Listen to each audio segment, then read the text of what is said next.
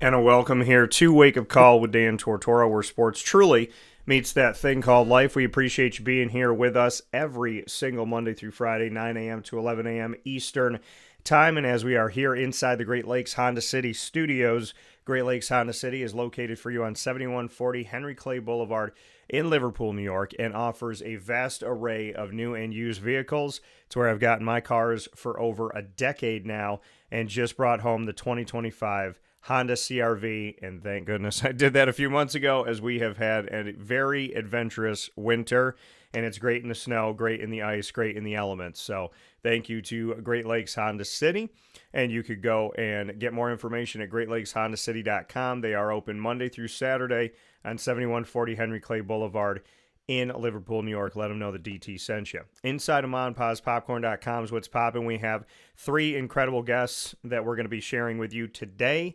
And, of course, in our exclusive multimedia marketing partnership with the Moyne College Dolphins, I have the blessing and the privilege of speaking with student athletes, coaches, administration, future Dolphins, and alumni. And today, for the first time ever, I have Feriel Mahbouli, who will be joining me from the Moyne Dolphins women's tennis team and also hailing from Tunisia. So very happy to have Feriel on the show in just a moment, picture in picture.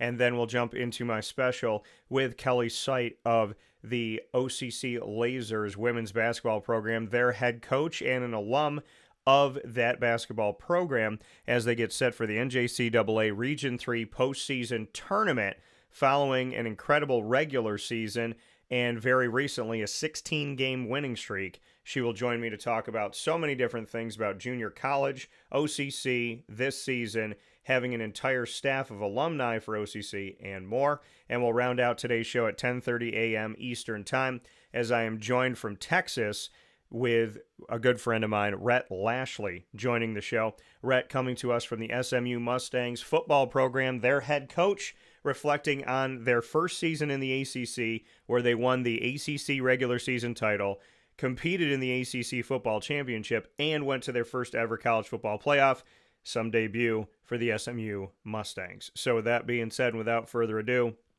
I welcome into the show, picture in picture, Feriel Mahbouli, Moyne women's tennis student athlete during the 2025 season. Feriel, how are we doing? I'm doing great. How are you?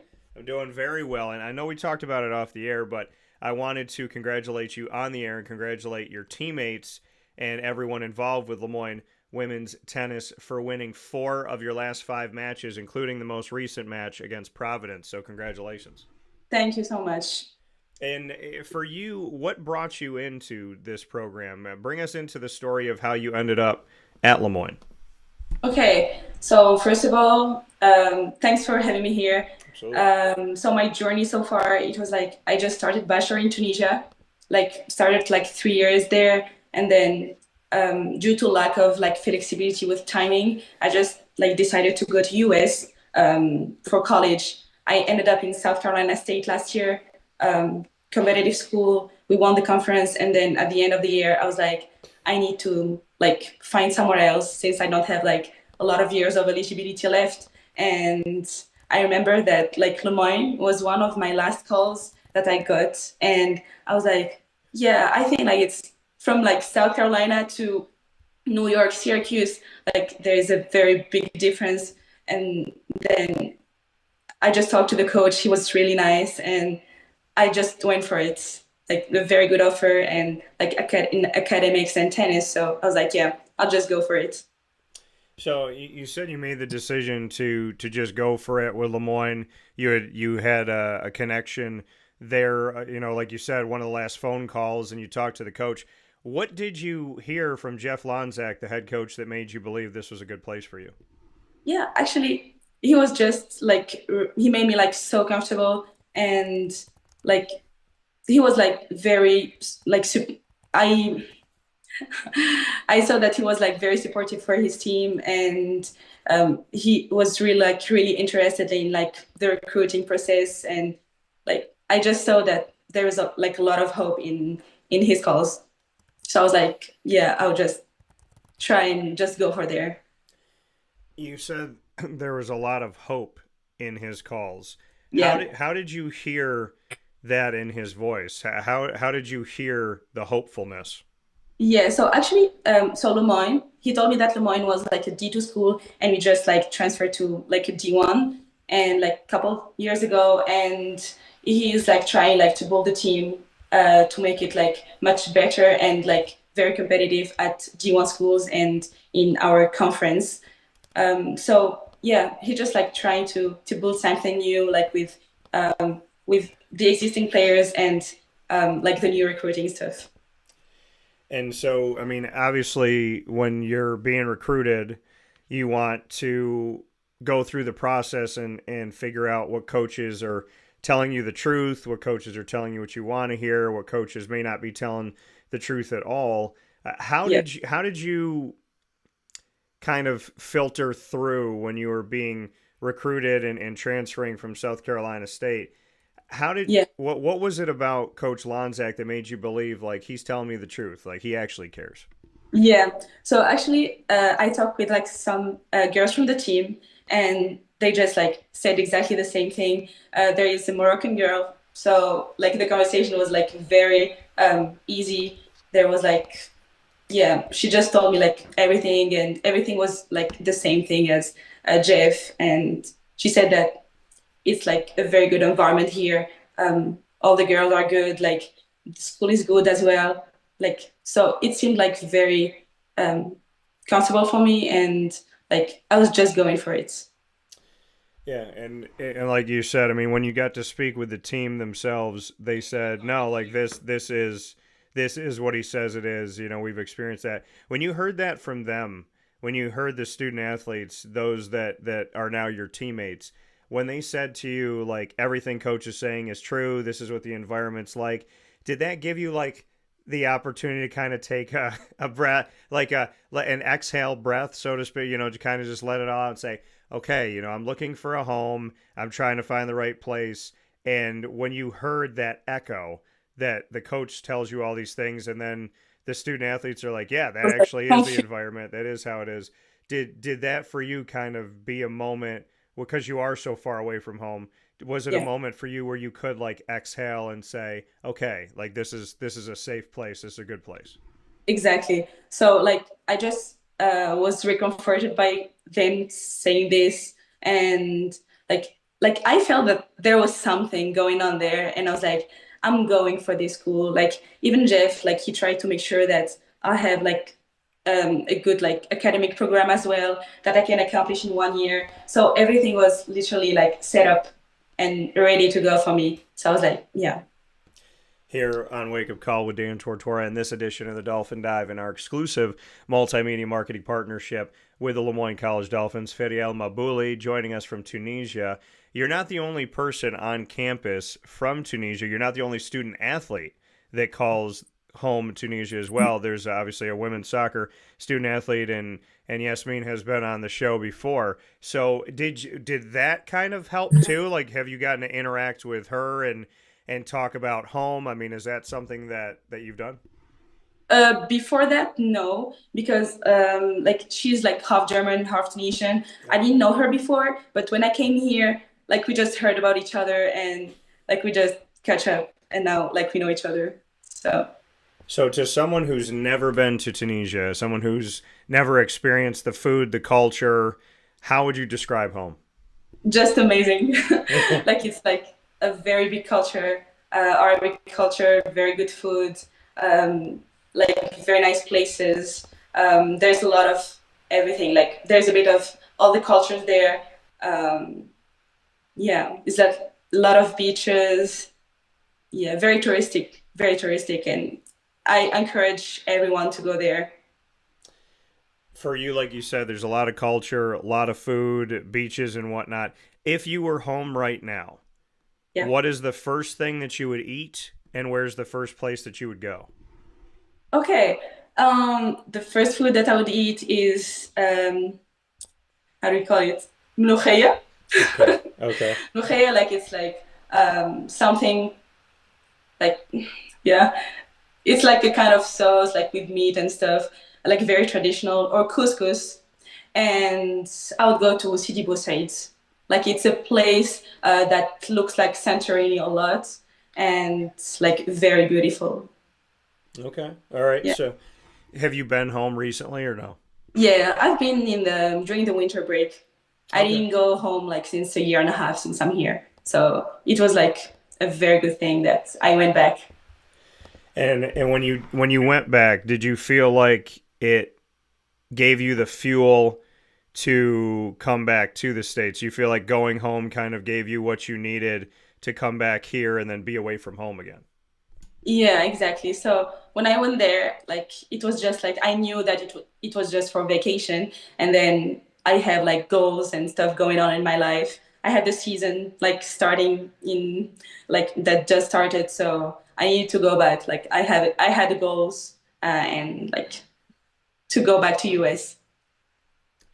And so being here now and being a part of this team, like you said, you believed what Jeff Lonzak had to say about the team, the head coach. You had faith in what the student athletes had to say. Now that you've been here, now that you've experienced Lemoyne, how would you describe Lemoyne? Okay, so um, a family and a very supportive team, either like in academics or in the athletic departments. Everybody is here to help, to support, and make you feel like home and like try to do their best to like meet the best version of yourself. So that's something that is like really good for me. Yeah. And that's an incredible spokesperson statement, right? That this is a place that helps you to become who you are and to Yeah, be your exactly. and to Yeah. be yourself and whatnot. So as you've been finding out who you are, discovering who you are, how would you describe this journey for you personally as a student and as an athlete? If we're here with Feriel right now, who is she today, and what have you found out at Lemoyne? Um, so So as a grad student, first, like it's like an example. Like I need to be like an example for the team first. A sense of like responsibility, discipline, like managing time between like studies and tennis, and a lot of hard work. And for you, Feriel, as we look at how this is all being put together for women's tennis, there's a future, and it may not be something that you get to see, but there's a future at Lemoyne of an evolution of the events and rec center. And in that evolution, there is a hope of bringing tennis courts to campus so that we would have home matches there at Lemoyne physically as opposed to having them in Syracuse at other sites. For the future of this program and for the future student athletes, what do you think that would mean to have tennis courts on campus? It would be just like amazing because of course like now we're practicing like outside and stuff, but like having courts on campus is like really important. um, just about like time managing. Like it's good like to see like even like tennis players and there's a team on Lemoyne in Lemoyne that is like playing tennis and like that people come to cheer for us because it's always like difficult to go, like we play like maybe 10 minutes away from here. It's a bit like hard for students to hear about that.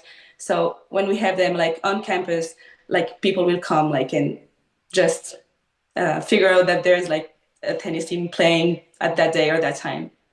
Yeah, I think it'd be huge, like you said, for support to have people there on campus that can see you, that can walk by and say what's going on, and then walk right over to the tennis courts and enjoy that. When we look at the first season of the transition into Division One from Division Two for Lemoyne women's tennis, the team finished with an overall record of 6-9 last season in the first season of transition. This season already, with plenty of matches to go, the team has 5 wins. So this is shaping up to be one of the best seasons Lemoyne women's tennis has had, maybe ever had, and you're 1 win away from having as many wins as last year. And currently the record is a winning record of 5-3. What does that mean to you to be a part of that? Because I've seen women's tennis over the last few years. There's been some struggles and there's been some moments. The men's tennis team has done well trying to build up the women's tennis team, and now we're seeing a team that is one match win away from tying last season, and I would imagine that this team is going to go a lot farther than that. What's it been like to be in this season and to know that this team that you're a part of could be making history? Yeah, so I'm really happy about that, first of all. And then at the end of at the end of the day, like, we believe that we all have the same goal, and we are trying to work as hard as possible to make it happen. And then, like, our coaches like are trying to make us better, like, on and off the court, and like we're trying to work on ourselves to make this happen. And Why do you think there's been so much success? What can you attribute it to? I mean, we look at, like I said, winners of 4 of your last 5 matches, and when we look at those matches that you had here, victories at Mercyhurst, which was on Valentine's Day, victory at Edinburgh, University of Pennsylvania, a victory at home against Stonehill, and then after a loss to Siena at home, a win over Providence. What can you attribute to having consistent success and not just one match win, but having the consistency of being on the winning side? just the hard work, like the hard work and the knowing that you have like a responsibility of pushing the team up, and like having a good energy is the most important thing. So having good energy. Who brings the energy to this team? Like if the team is down, if the team's kind of feeling a little sluggish at practice or in a match, who do you look to that you feel like is like the energy starter of the team? The energy starter, actually, like, I give names. Yeah, you can give names. Yes, Paula. Paula is one of them. I'm one of them as well. And there's Isa. So for you, who's the loudest? Would you say it's you or it's somebody else? Who's the Me one that and like Paula. the Me and Paula for sure. Like, me and Paula. So with that being said, Feriel Mahbouli here with us on Wake Up Call with Dan Tortora inside the Great Lakes Honda City Studios for this edition of the Dolphin Dive. We're going to play something called Rapid Fire. You and I can ask each other literally anything in the world. Doesn't have to be sports related. It can be. But we get a couple questions here to learn more about you, and then you get to Okay. put me on the hot seat. So you get to Okay. ask me the first question. Okay, random question, right? Yep. Okay. Uh, who was the best interview you had? With who was the best interview you had? It's a good question. I like to challenge myself, so I like to think my best ones are ahead of me. But I would say that the best one I've had up to this point, we've had over 5,000 guests on the show. I would say, Like the one that like you still remember yeah, a lot. the one that I remember. I would probably, I mean, the one that comes to mind the most is Floyd Little. So Floyd, he played for Syracuse. He played for the Denver Broncos. He wore number 44, played football, and he just always made me feel seen and appreciated. And we had so many conversations away from being on air. And the first time that we talked, that I recorded it for the show, we spoke for 2 hours. I aired 45 minutes on the show, but the best hour and 15 was off the air. We were just kind of talking to each other. And he was one of the very few people that I went to and talked to about starting my own business, and he was one of the people that helped to guide me in the right direction. So I would have to say Floyd, just because he meant so much more than simply talking for a few minutes. Okay. My question back to you, if you could take over my show for the day, what 3 people would you want to interview? Okay. Like from Lemoyne? From anywhere. Oh, I'll interview my sister, Okay. and then I'll interview Jeff and whoever. I don't know. The third one. Anybody. I'll have an interview with Ella Fernando, one of my teammates. Okay. All right. I like that. Now, why did you pick those three? Why did you pick your sister, Coach, and Miss Fernando to be your interviewees? Okay, I know because Miss Fernando doesn't want to show up in interviews, so I just want to bring her here. And Okay. then she's like really shy. And then my sister, because like she's my sister, and then Jeff, because he means to us. Okay. I like it. What's your last question for me? Okay. Have you ever played a sport? Yes. So I played baseball when I was really young, and then I played basketball most of my life growing up. Got recruited to play Division III basketball for NCAA. So basketball is the one that I put the most into and gave the most to me. So basketball is the answer. Perfect. My question back to you. All right. If you could go anywhere in the world that you've never been, where would you go? Who would you take with you that you know? You could take one person you know, only one, and you can take one celebrity. So where do you go and who do you take? Okay. I would go to. Wait, I need to think about it. I want an island. Maybe Maldives Okay. Okay. or Dubai, and I'll go with Grigor Dimitrov, tennis player, Okay. You got and then one person. professional tennis player. Okay. And then one person you know. No, I just go with this celebrity. It's fine. Okay. I don't need that person. I love it. I love it. Good answer. Nice switch up at the end for Feriel Mahbouli here on Wake Up Call with Dan Tortora. In this edition of the Dolphin Dive, go out and support on the road and at home your Moyne Dolphins tennis teams and, of course, women's tennis here with us today. And I want to let everybody know what's coming up here really quick, Feriel, while I have you on the broadcast, is to let everyone know the schedule here of games that we have and more home opportunities, home matches than we've seen in recent history, which is exciting and happy that you could be a part of that. So what we have coming up here is going to be at Elevate Fitness in Liverpool. We have the Wagner matchup, which is coming up on Saturday, March 1st at 7 p.m. Eastern Time. This Saturday, a 7 o'clock game. And then you'll be on the road for a few, back home on March 22nd, another Saturday at 7 p.m. at Elevate Fitness. And that's going to be up against FDU. And then there is 4 home matches in a row.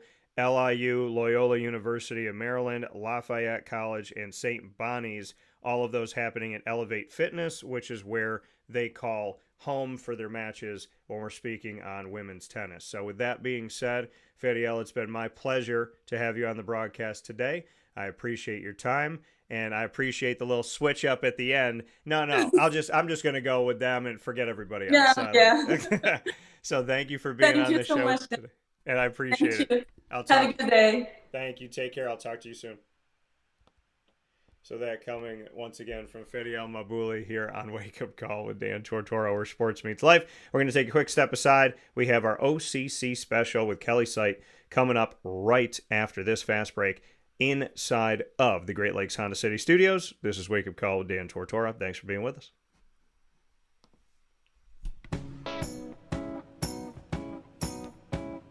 In these unique times, there are those in our community that give us a sense of normalcy and positivity. Pizza Man on 50 Oswego Street in Baldwinsville has been here for you for over 35 years and is here now.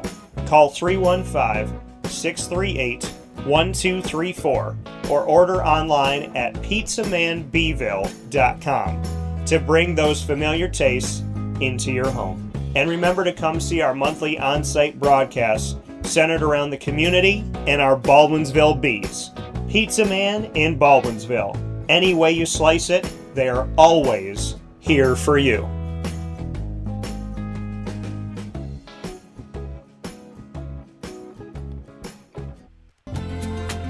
Looking for your next ride?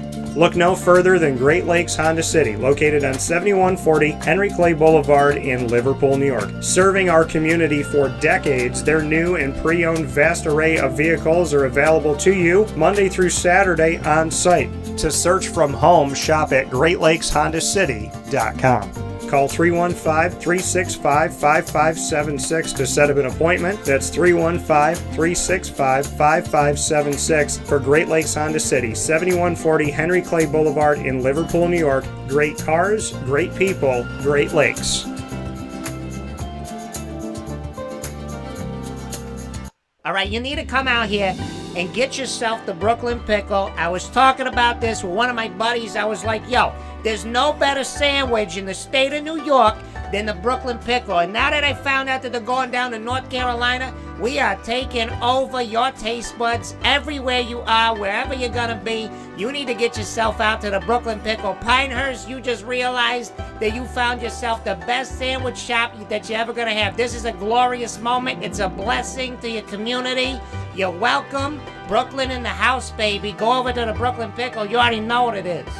You heard the man. Head to Brooklyn Pickle Pinehurst on 1788 Old Morgantown Road in Southern Pines, North Carolina.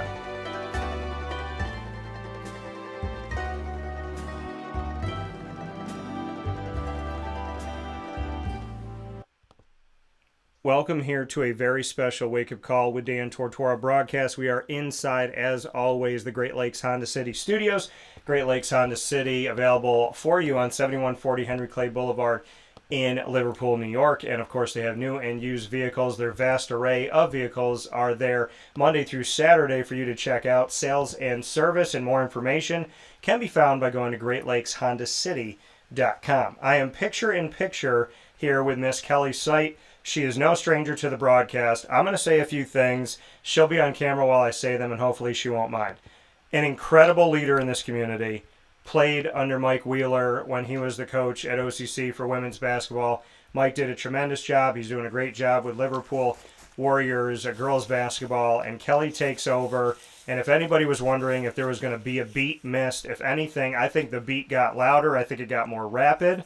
I think she found a way to kick it up a notch, and I think Wheels would say that as well. Kelly has been tremendous in our community for her alma mater and has absolutely kept OCC on the map and somehow, some way found a way to push OCC women's basketball even further. So with that being said, I welcome one of my favorite people in the community to the show because we're very spoiled. Miss Seibt, how are we doing?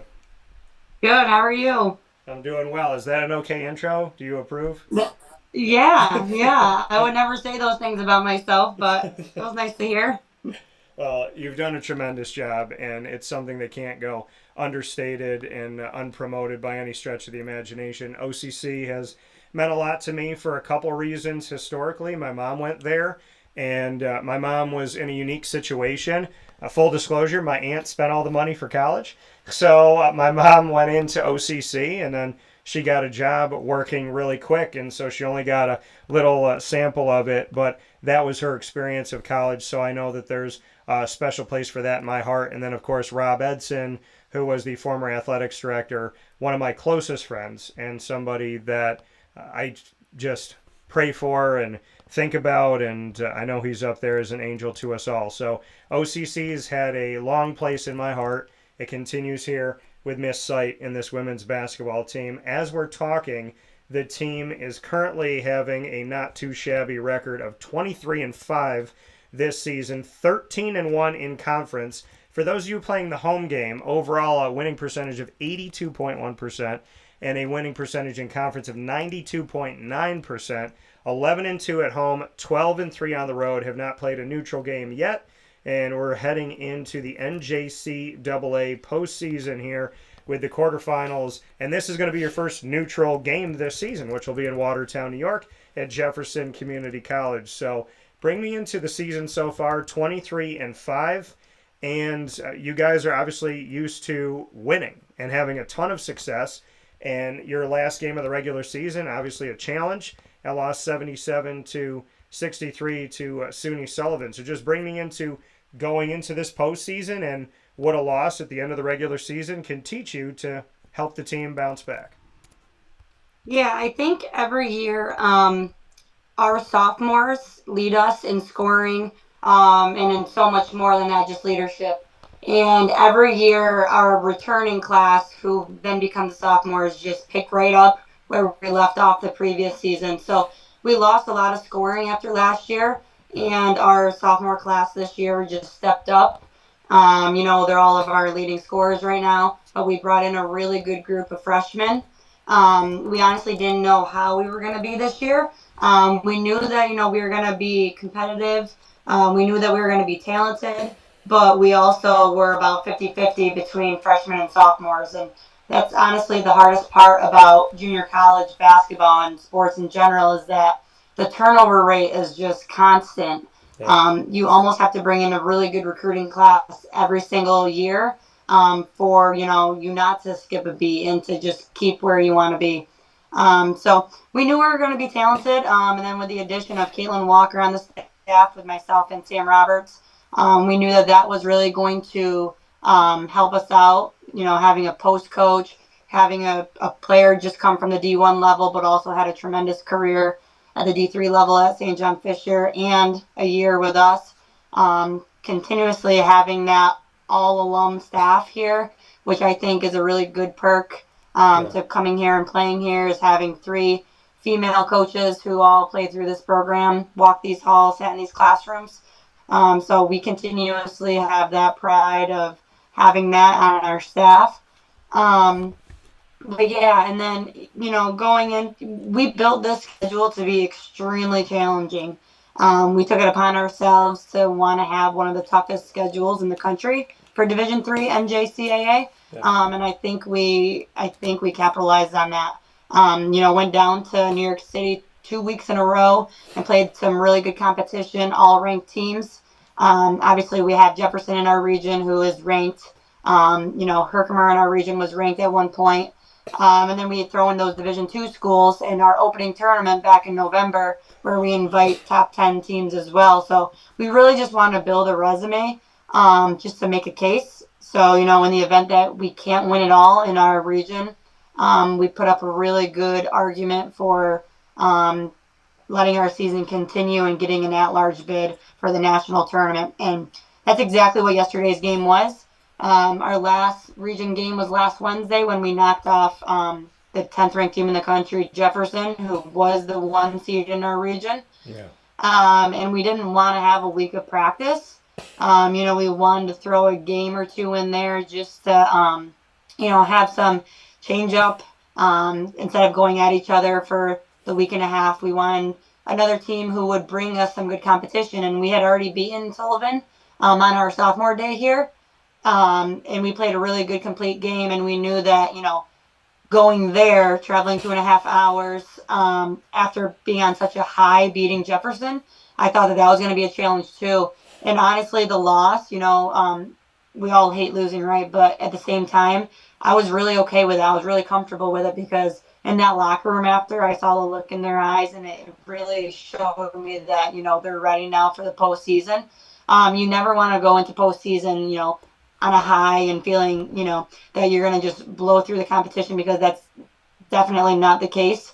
We play in a really tough region, in Region 3. All the teams I just named, Jefferson, Herkimer, Hudson Valley, gave us a really good run for our money, back in January. So yesterday's game was eye-opening, and I think it's exactly what we needed.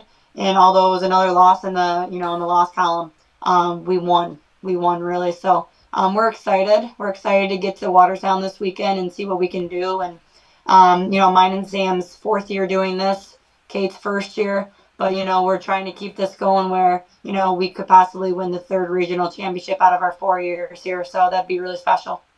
Yeah, and like you said, in the NJCAA, like the NCAA, there's different divisions, and you in Division 3, like you said, you put on your schedule a challenging schedule with some Division 2 teams. And just, for you, and even with your scrimmages too, with NCAA teams that you go up against, just the importance of what you take away from not only those games against NJCAA Division II, but also those NCAA D3 teams that you wanted to get yourself up against, that you wanted to kind of gauge where you're at, whether they count or they not on the schedule, just what it did for the women on this team.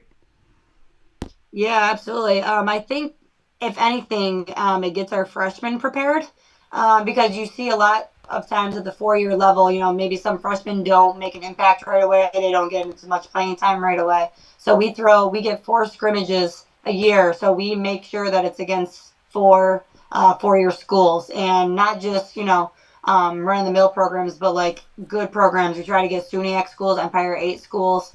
Um, and we try to throw in an away scrimmage here and there so they can get the feel for being on the road too. And we can tell right off the bat, right in October, where we're going to stand now in February and March. How we go up against those 4-year school teams, and all of us 3 coaches have that experience playing at the 4-year level. And that's what JUCO is all about, is getting these kids prepared to make it to the next level. So it gets us ready competitively, but it also gets them ready to make that next step when they're done with us too.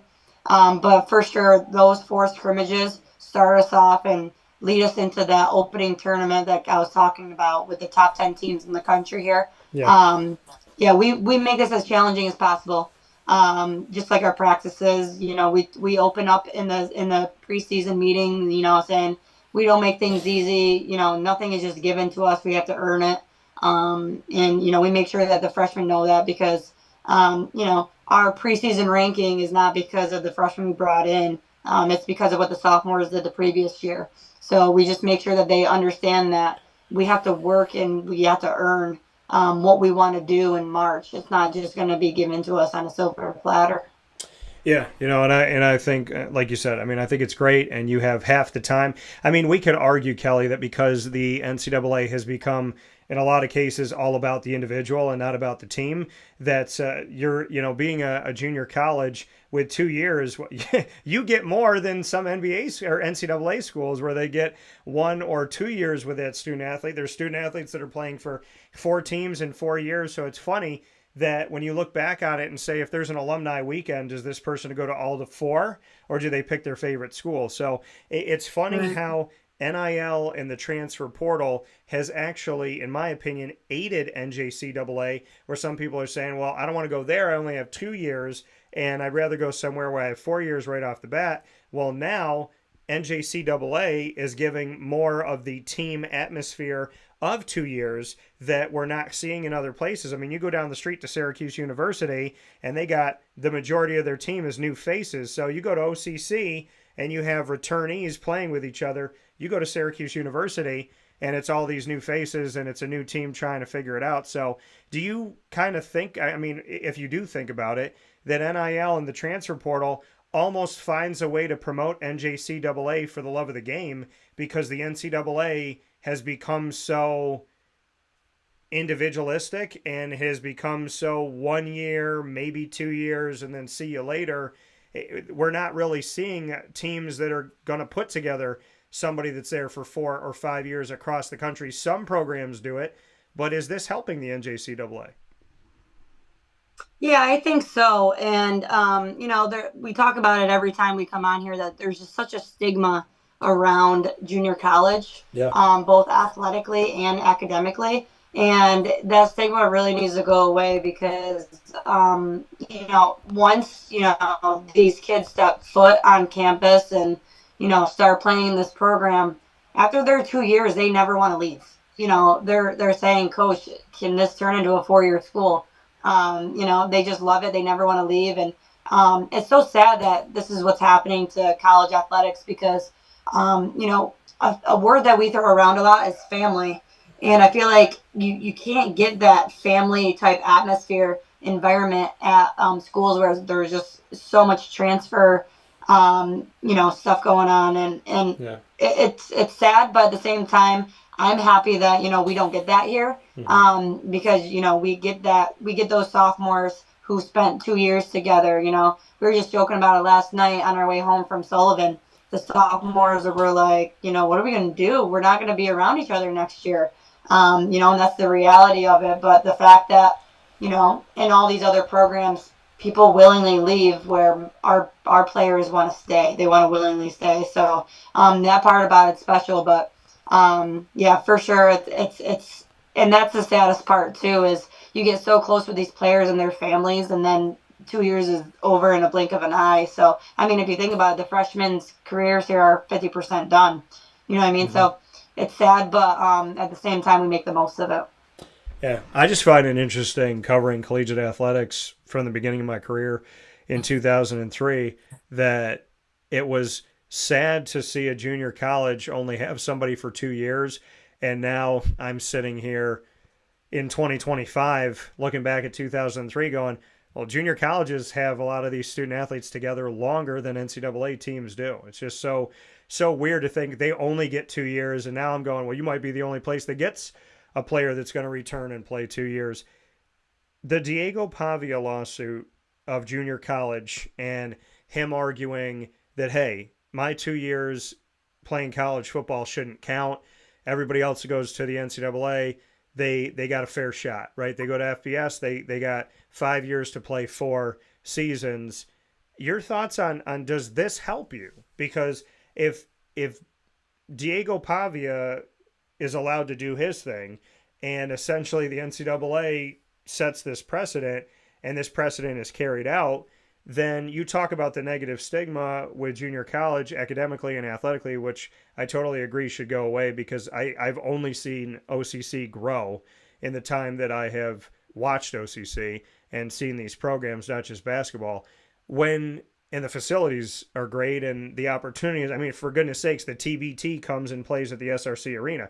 So with the Diego Pavia case, if this becomes the precedent and a student athlete can come to junior college, play 2 years, and none of that affects their eligibility of playing 4 years at NCAA Division I, II, or III, how can you use that as an avenue to help you to say, like, hey, you can come to us after high school, after prep school, you can come to us and get 2 years, get half of your education done, and guess what? When you do go forward to an NCAA school, it's not going to affect you at all that you came here. I would imagine that that's another feather in the cap for junior college if Diego Pavia's case ends up setting that precedent. Yeah, I mean, I can't speak too much on it because I feel like there's not enough information out there. But from what I'm gathering and exactly what you just said, it would be huge for us. I mean, it would ideally be like we would be like a prep school, basically, you know, like, you know, if these seniors in high school are not getting the looks that they want or think they should be getting, why not come to, you know, OCC, get stronger, get faster, get bigger, get better, and just get prepared for that next level. You know, the only downside of that I see is that, you know, they'll come for 2 years to a junior college, and then, you know, they're going to be like, you know, more so on the male side than the female side, but, you know, you might get some age differences. You know, if somebody does go 4 year out of high school and, you know, a 17-year-old playing against a 22-year-old who could be 26 by the time they're 4 years after the 2 with a junior college are done. But I mean, realistically, that would be great. I think the stigma would go away. Academically, I think it would help athletes as well, because, I mean, I don't know statistics or percentages or anything, but I do know that it's hard for some people to get degrees now just because of, you know, the pace of school and, you know, COVID, I'm sure didn't help anything like that in the classroom either. So I think it would help them academically for sure and athletically as well as, so we're hoping. I heard that there might be a hearing this summer on it, and it perhaps could just be at the Division I level, but hopefully it'll trickle down to the D2, D3, because, you know, we get a lot of student athletes to transfer on to D3s, you know, SUNYAC especially, Empire 8, Liberty Leagues. So it would definitely benefit us, and it would be a recruiting tool for us. So we're excited to hear more on it, but we're not getting too hopeful just because, you know, it is quite the process. So we'll see what happens, but we'd be excited to hear more about it. Yeah, just being interesting to see how much you've cared about changing the narrative, and Sam Roberts has cared about it, and Caitlin Walker's cared about it, and myself, and then we see it kind of all spin in your favor and give you that prep school type of feel at OCC as well. Here with Kelly Seibt, the OCC Lasers women's basketball head coach inside the 2024-25 season. Getting into that season, before the loss to end the regular season to SUNY Sullivan, 16-game winning streak and included a forfeit within it as well. What can you, I know you said you never want to lose a game, but obviously to feel it now after 16 games in a row, is that almost good for a coach to say, we've won so many games in a row, we're on this streak, right? And sometimes there's that pressure of keeping the streak going. There's that, constant conversation about it in the news and whatnot.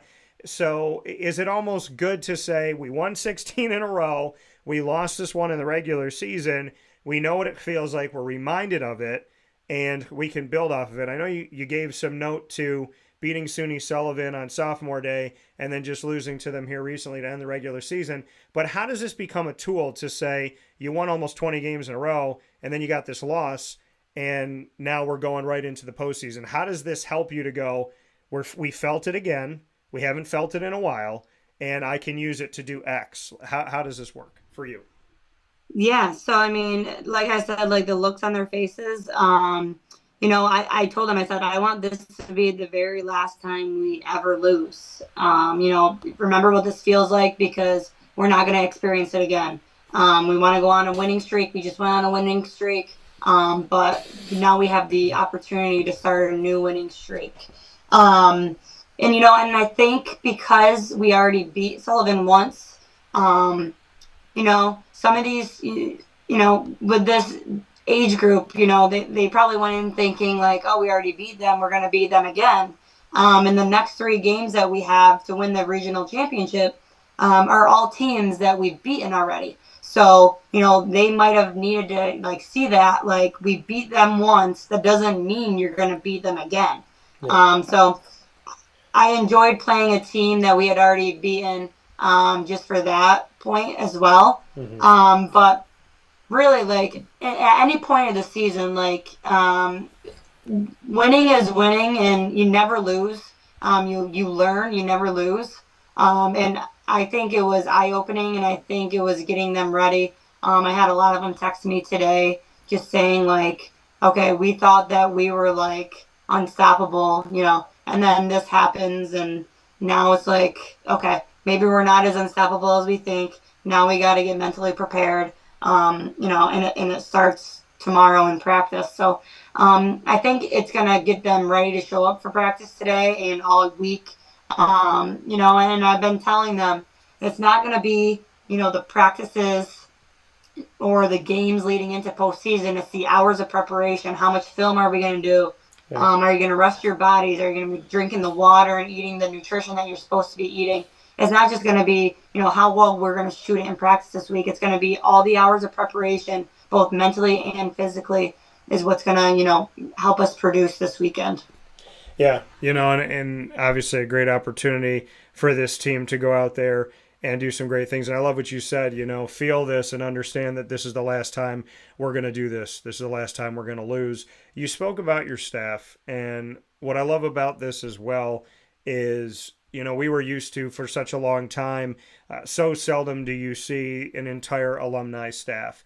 And, Syracuse men's basketball, Jim Boeheim, Adrian Autry, Alan Griffith, Jerry McNamara was talked about nationally a lot. Well, with you and Sam Roberts and Caitlin Walker, we have this. We have this, like you said, we went through the classrooms, we've been in these locker rooms, we've gone up and down these hallways. To work with Sam for the years that you have, and then to bring Caitlin Walker on now, the dynamic that you have, and if it really does feel like in its own way, yeah, we're not playing, but we're still on our floor. We're still home. So I would imagine that being at home gives you a certain feel, a certain vibe, a certain sense of responsibility and heritage, to have all of you know what it feels like, and then to bring in these young women and for them to see you all, and for you to not only teach them about the game, but to teach them about OCC and experiencing this. And I know what it was like to go through these classes. I know what it was like to be a student athlete here. I know what's asked of us academically. I know what's asked athletically. I mean, I would imagine that this very unique and special atmosphere must do a lot in recruiting, and it must create some really special moments between you and Sam and Caitlin. Yeah, I think it like just screams, the family environment that we're talking about. For these student athletes to realize that people come back to coach in this program, it just speaks volumes to this program. And what Coach Wheeler did for all those years, and what I hope to just keep going. And you talked about alumni games, and our current team every year loves the alumni game because they're in there and they're watching all the players and they're looking up at the banners on the wall like, Coach, is that one of the 1,000 point scorers? And who won a regional title here? So I think they see all that. They see not only the coaching staff but also all the alumni coming back. Yeah. That I think just speaks volumes. And I think it's a really good recruiting tool because parents see it too. They see that it just shows loyalty and how much passion that we have for this program. But it is definitely very special, and we talk about it a lot. I got married and I had some of my OCC teammates in my wedding. Sam's about to get married and she has some OCC teammates in her wedding. So it's really special because the 2 years that student athletes are here, they're really going to be the best years of their 4-year college career. You meet lifelong friends, and you get together with them when you come home, and it's just a really good feeling that not only are we helping these student athletes get their associate's degrees, that's the first and foremost most important thing. Yeah. But we're helping them create lifelong relationships, not just with the coaching staff, but also with each other. So the wins are great. I'll take them any day. But the fact that we can win and create this environment, this culture that we're building, it's all about culture, and we wouldn't win without the culture. And we win because culture, and the culture is great, and that's why we win. So we really take pride on that, and it's a really good feeling to see players come back. And tomorrow after practice, I'm going to head out to Oswego to see one of our players play in their playoff game. Texted us today, hey coaches, my game's tomorrow, and we're like, yep, we'll be there. So and I just went to Hannah Duran's game at RIT the other day for her 1,000 point ceremony. So all this is just so special. And when you bring each other's families into this, my daughter, and they love my daughter, and the alumni, they see her every year after year. They're like, oh my gosh, she's getting so big. And it's just, it's special for me to have my daughter grow up around all these wonderful female student athletes. So it's a really good gig that we got going on here, and I'm just very fortunate for it. Yeah, I think it's awesome, and it's wonderful, and it's amazing, and it's a lot of fun, and it was cool. I mean, I got to see you go out and scout, and you were out there with your daughter as well, and Sam was out there, and it seems like, I mean, when it's in your blood, it's in your blood, and when you feel it, and you care about it, and it matters to you. Like you said, going out and see Hannah and 1,000 points, and you just talked about that bridge, right? You're not only, the most important thing is getting their associate's degree, getting them something to move forward with, and you also want them to have an opportunity to continue to play. What can you say about OCC being a bridge from what they're doing as students and athletes on campus for the Lasers, and what your program specifically in women's basketball has done to give them life beyond here, not just as students, but to continue playing basketball? Just what you could say about the bridge and the recruitment that they get out of OCC. Yeah, I feel like every year, when I'm catching up with alumni, I always ask them, like, tell me how I'm doing here. You're 2 years here with me, and now you're at this 4-year school. How do we compare? Did I get you guys ready? Did I get you guys ready physically, mentally? Please give me feedback, because, I only want to make this program better. And they all say, no, coach, like, what you're doing right now is exactly what those players need, because you got us ready for this next level. And I think it's true, because we get all these 4-year colleges in the stands, and people reaching out, and that's part of the stigma too, is these high school seniors don't think that they'll get more looks out of a junior college. But we talk about it all the time, and Sam talks about it too, like you might get more looks after 2 years out of a junior college than you did in high school, because you're older, you're more mature, you have the experience that these colleges who are going after the high school seniors don't have. Yeah. And I think that's a benefit to the transfer portal too. You see a lot of these D1 coaches talking about how they don't recruit high school, they recruit transfer portal. Yeah. Experience speaks volumes, and experience will almost always take precedent over talent. So, I think we get these girls ready to play at the next level. And then academically, I've never heard of, a player moving on and saying, academically, they didn't get prepared for the next level. I mean, we get so many student athletes on the president's list, provost list. We take pride in our team GPA, and we host study halls. And, it's more than just basketball. Basketball sometimes takes the back seat on some of these things. Because, we want them to become, scholars, and we want them to get degrees. We want them to get really good jobs, and we want them to become, family people. And, when they get married and have kids, and, what they learn from us, they can just keep going on with their lives. And, hopefully, they'll look back and say, Coach Sam, Coach Kelly, Coach Kate, helped me become the person that I am, because, basketball is great. We all love it. We all play it. We coach it. But at the end of the day, it's more about the relationships and getting them prepared.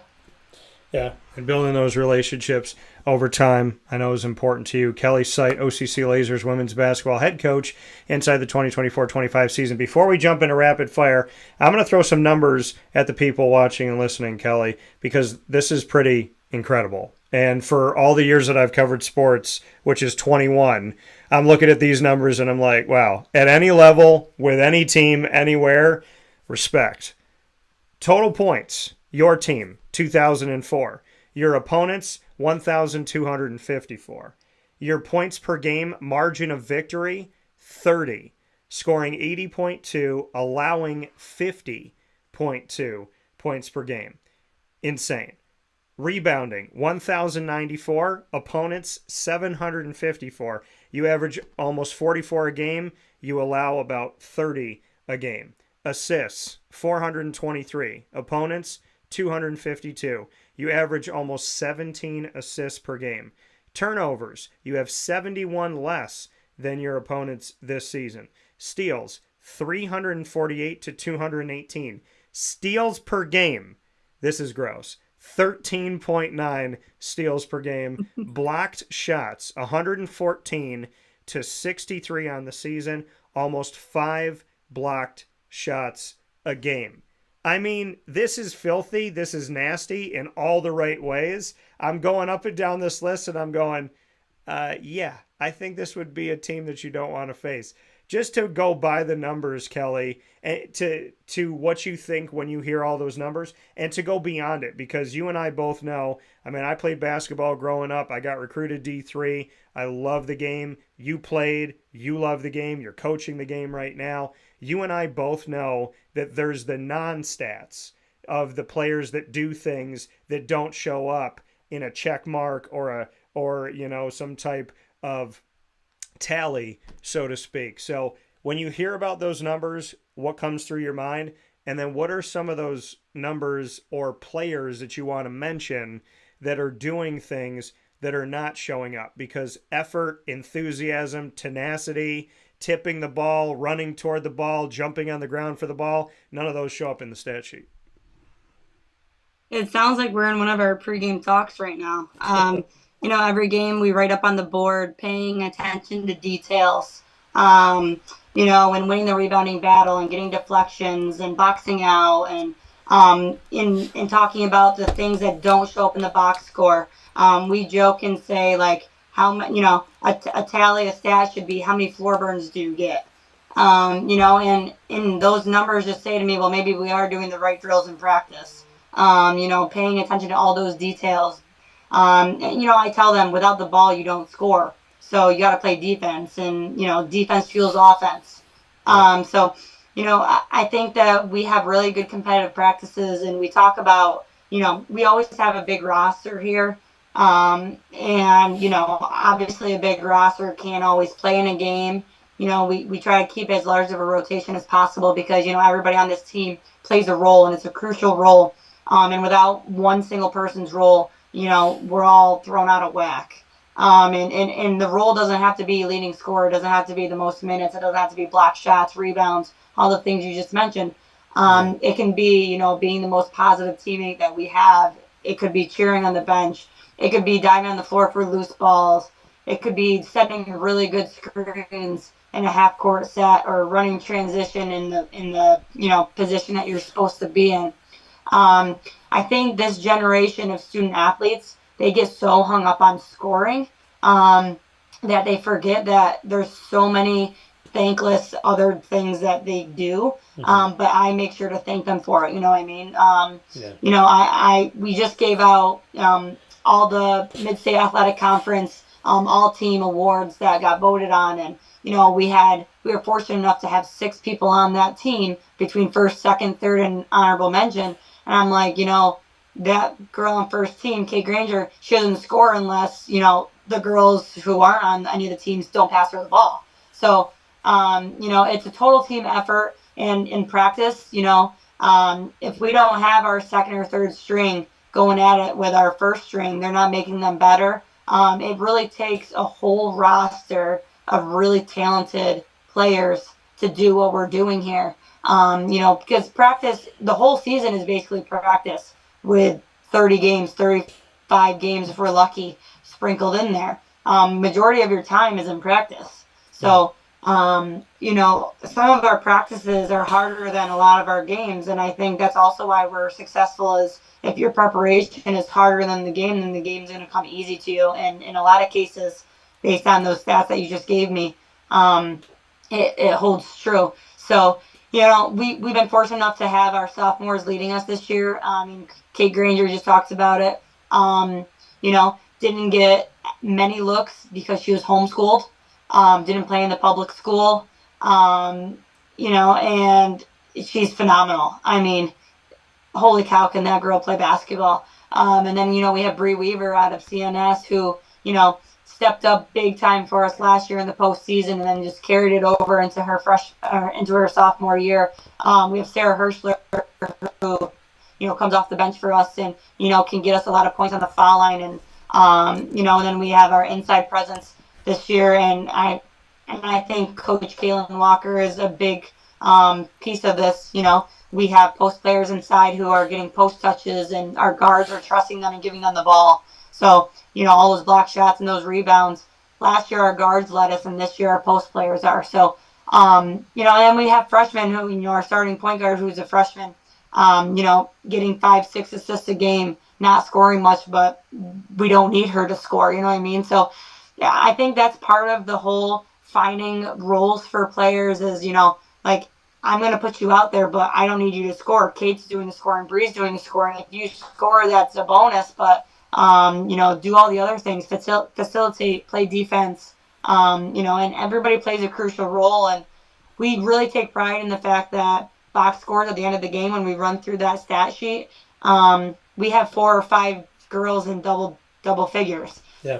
But we make it a point to, talk about all the other stats, how many rebounds, how many turnovers to assists, how many block shots.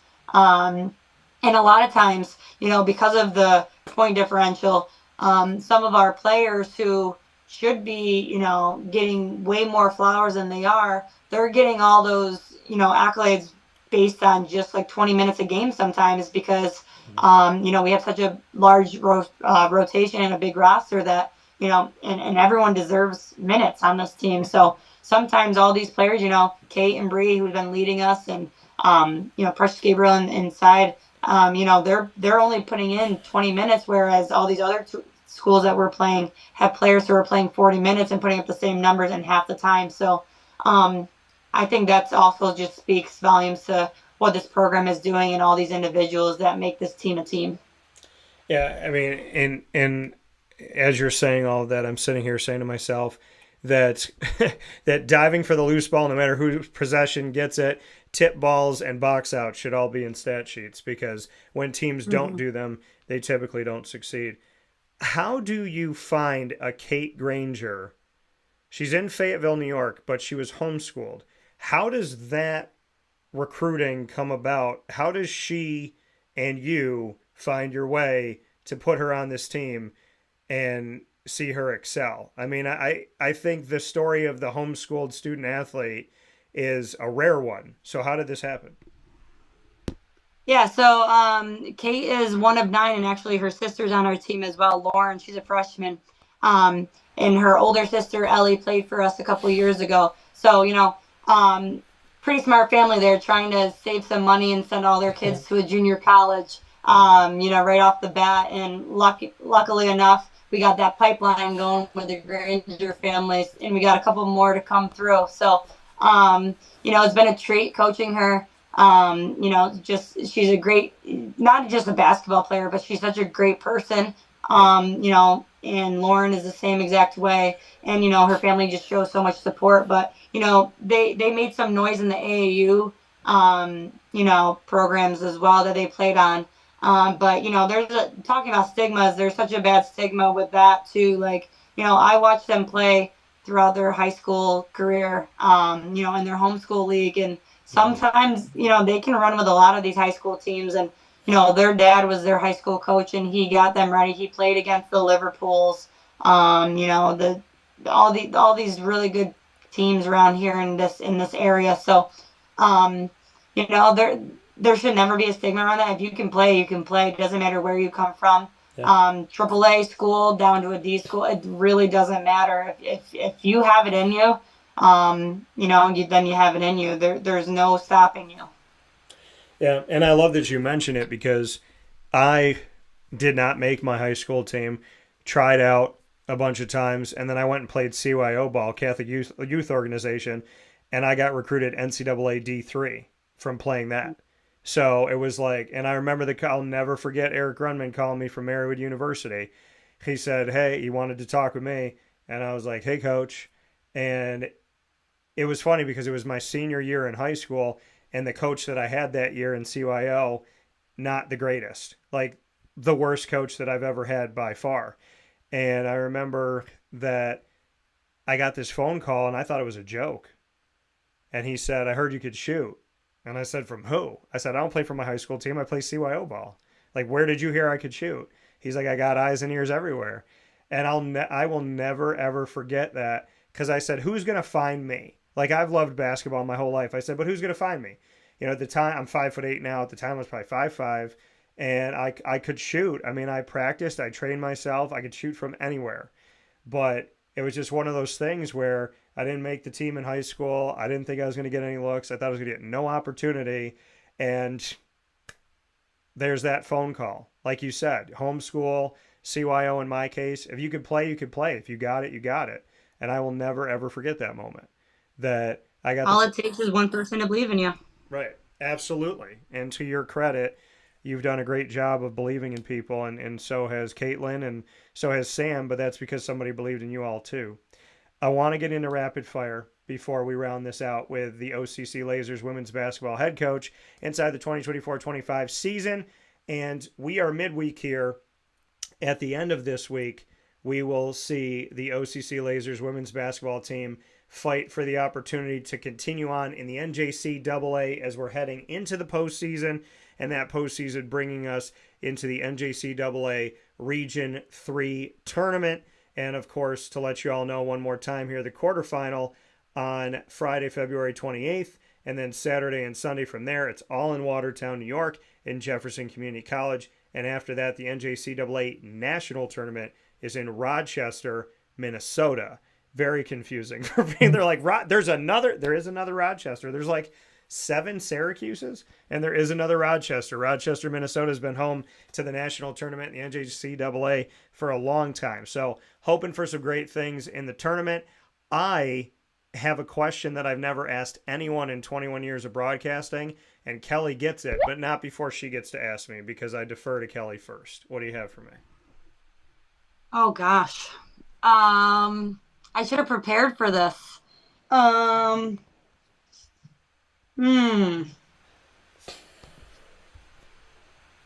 it have to be basketball related? Can be anything in the world. Anything. Anything. All right.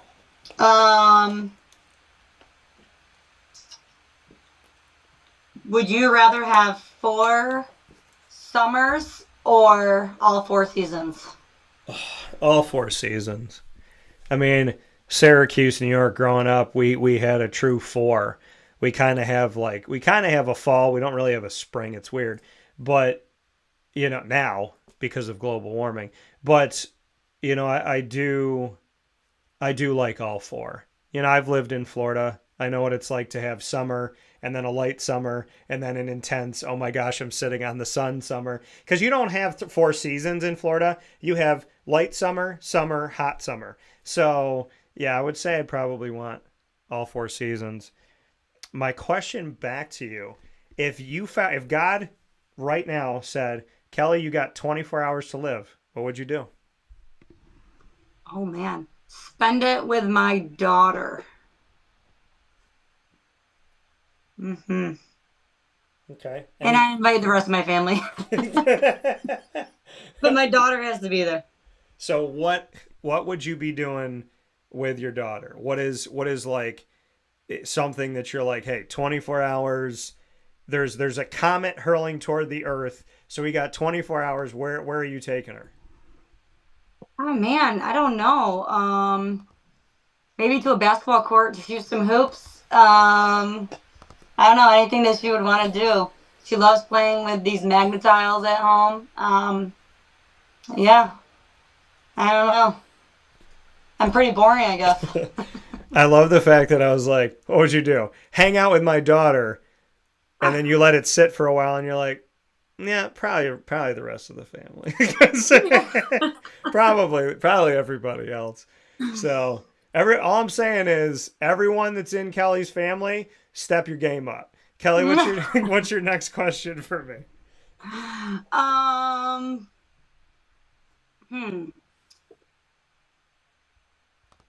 If we win the regional championship, are you going to follow us at the national tournament in Rochester, Minnesota? So Rochester, Minnesota, just to let people know, let me go back to the schedule. So that tournament is March 12th to the 15th. So here's the interesting thing. I have given my word to one of my coaches that I will be with him and hopefully see him win a championship. If you go all the way to the title game, then I may be able to shift from him to you and see you over there. But I don't know why everybody has to play at the same time. So I gave him a few weeks ago, I gave him and 2 of his student athletes my word, and they said, I hope he realizes he just punched his ticket. So I am a man of my word, so I'm keeping my word. Hopefully I see them win a title. If and when that happens, if there's an ability for me to shift, then you and I would have to talk about that. It's crazy, but I do definitely, I know we've talked about it before, I absolutely would like to see OCC win it. I will play it back to you and say, Mike Borsch and I have had many a conversation about my company partnering with OCC in all sports. I think it's time for that, Kelly, don't you? Yeah, we need more coverage. I'll never forget a couple of years ago, someone at a newspaper joked like, oh, OCC has more than just men's lacrosse. I'm like, yeah, we do. We have a lot of good programs here, and we're only growing and getting more. So we would love any publicity we can get on the news, Syracuse.com, whatever it may be. We would love to have you aboard. So even if not, I would love to keep coming on this show. Yeah, well, I can tell you that, and I will leave this person unnamed in the media because they don't deserve it, but years ago, I was working at a radio station, And another person working at the radio station in Syracuse called me in their office, and I said, yeah, what's going on? Like, we didn't usually talk to each other, so I didn't know why this person wanted to talk to me, because they were very rude the entire time I was there. I shook hands with everybody when I came back to the station. This person slammed their door in my face when I came back. So we were strangers then. I guess we still kind of are. And they sat me down in their office, and they said, when are you going to get with the Times? And I said, excuse me? They said, Syracuse is the only play in town.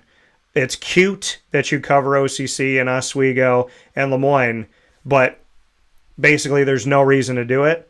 I stood up that day many years ago, over 12 years ago, and I told him, I said, this conversation's over. Do you want me to push my chair in or not? And I walked out. I was willing to get fired because I was never going to stop covering OCC or Moyne or Oswego or Binghamton or Cornell or Colgate or Ithaca or Cortland and so on and so forth. So, or Bryan and Stratton College of Syracuse. So, just so you know, Kelly, going off of what you said when somebody joked there's more than men's lacrosse, I was told to get with the times and to fall in line and stop covering the OCCs of the world. And I said very clearly, no. And actually, my last show on that radio station, you're welcome. My last show on that radio station, I could have any guest. And they know who they are. So the last day that I was on that radio station before I started my company, I could have anybody sit there with me. I not only asked them to be on the show, and they both said to me, why would you want us for your last show? And I said, why wouldn't I? I asked them to come into the studio, not just to be on the show.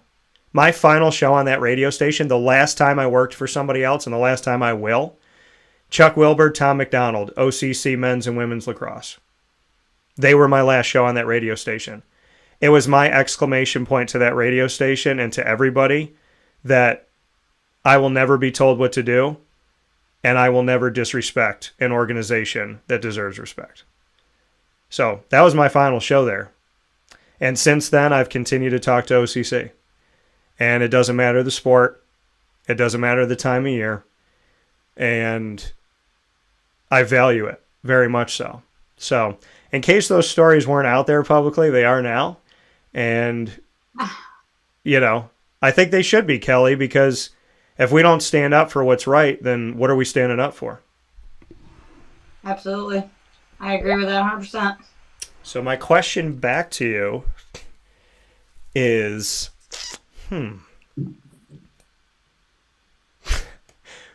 when do I get some OCC women's basketball gear to shamelessly plug when I go to airports and travel around the country? Because I very, very much make it people that see me in the airport, I very openly plug the people that I appreciate in this community. So when do I get OCC stuff to shamelessly put all over the place? Text me your sizes. I'll figure it out. All right, fair enough. So I love it. I love it. Like and if you go back and you look at my timeline on Instagram, I bring my hats, my shirts to Walt Disney World. I put them like on the castle and take a picture with them like next to the castle. So yeah, I definitely look out for the people that have always been good to me and treated me with respect. So with that being said, Kelly Seibt right here with us, OCC Lasers women's basketball head coach and alum. Come see her, Caitlin Walker, Sam Roberts, all of these student athletes. Support them in Watertown and then support them in Rochester, Minnesota. And yes, I'm saying both because I believe we'll see them in Rochester as well. And as always, support Onondaga Community College, doing a tremendous job to be a light and a beacon of hope and a place for so many student athletes that I have the blessing of covering in high school stay in our community. Y'all don't know how beautiful it is to see them walk right down the road to OCC after seeing them at CNS and at West Jenny and Liverpool and so on and so forth. So we're very blessed to have OCC in our community.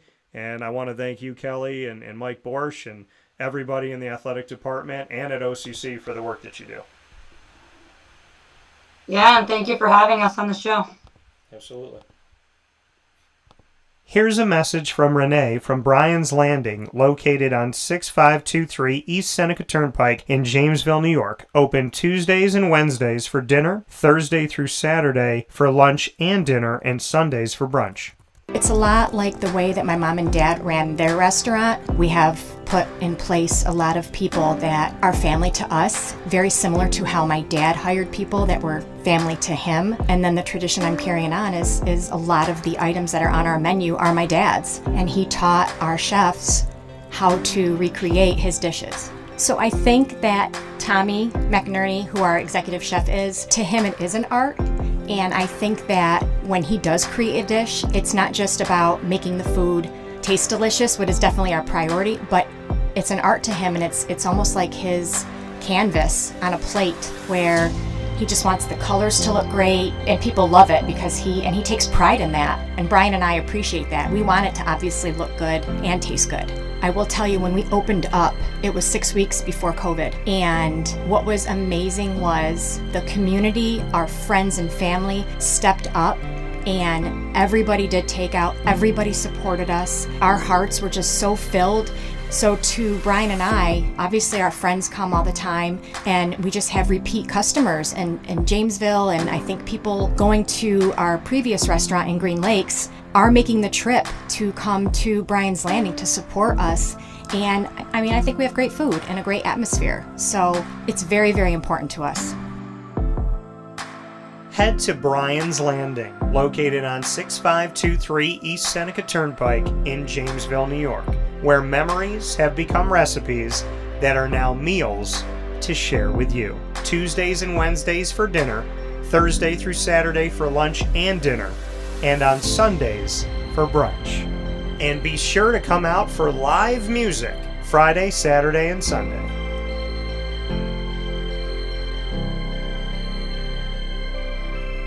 Here is a special message from Brian Bruno, owner of Servomation Refreshments Incorporated. I grew up in the family business, had the experience of working for a national food service company with thousands of employees, and as much as I enjoyed the experience I had, there's something about, owning my own company and being able to change the things I saw wrong with the industry firsthand, which is why I moved back to my hometown in Canastota, New York to launch Servomation. It was back in 2007. When we first started the business in 2007, really you didn't find any machines with credit card readers. There's a lack of variety in machines. You got stuck with basically whatever the vending company wanted to sell that day. There's a lot of inefficiencies in the business, and those were all things that we saw as opportunities, both from a customer level to improve and from an operating level to be more efficient.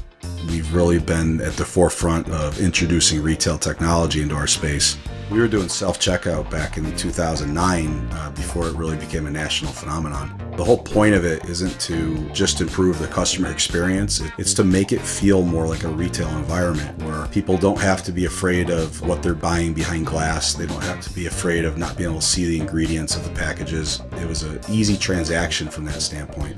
If we were to reinvent something, we wanted to make sure what we were making looked and felt more like a deli and not like something that you would traditionally see in a vending machine. I was tired of hearing for years the customers say the wheel of death because the vending machine would circle around with the same tuna salad in it. What we wanted to do was it really change the perception of that food. So allowing customers to touch it, allowing customers to feel the weight of it, allowing customers to see the freshness of it, and also the variety of it really helps them change the perception and ultimately the value of what we bring to them.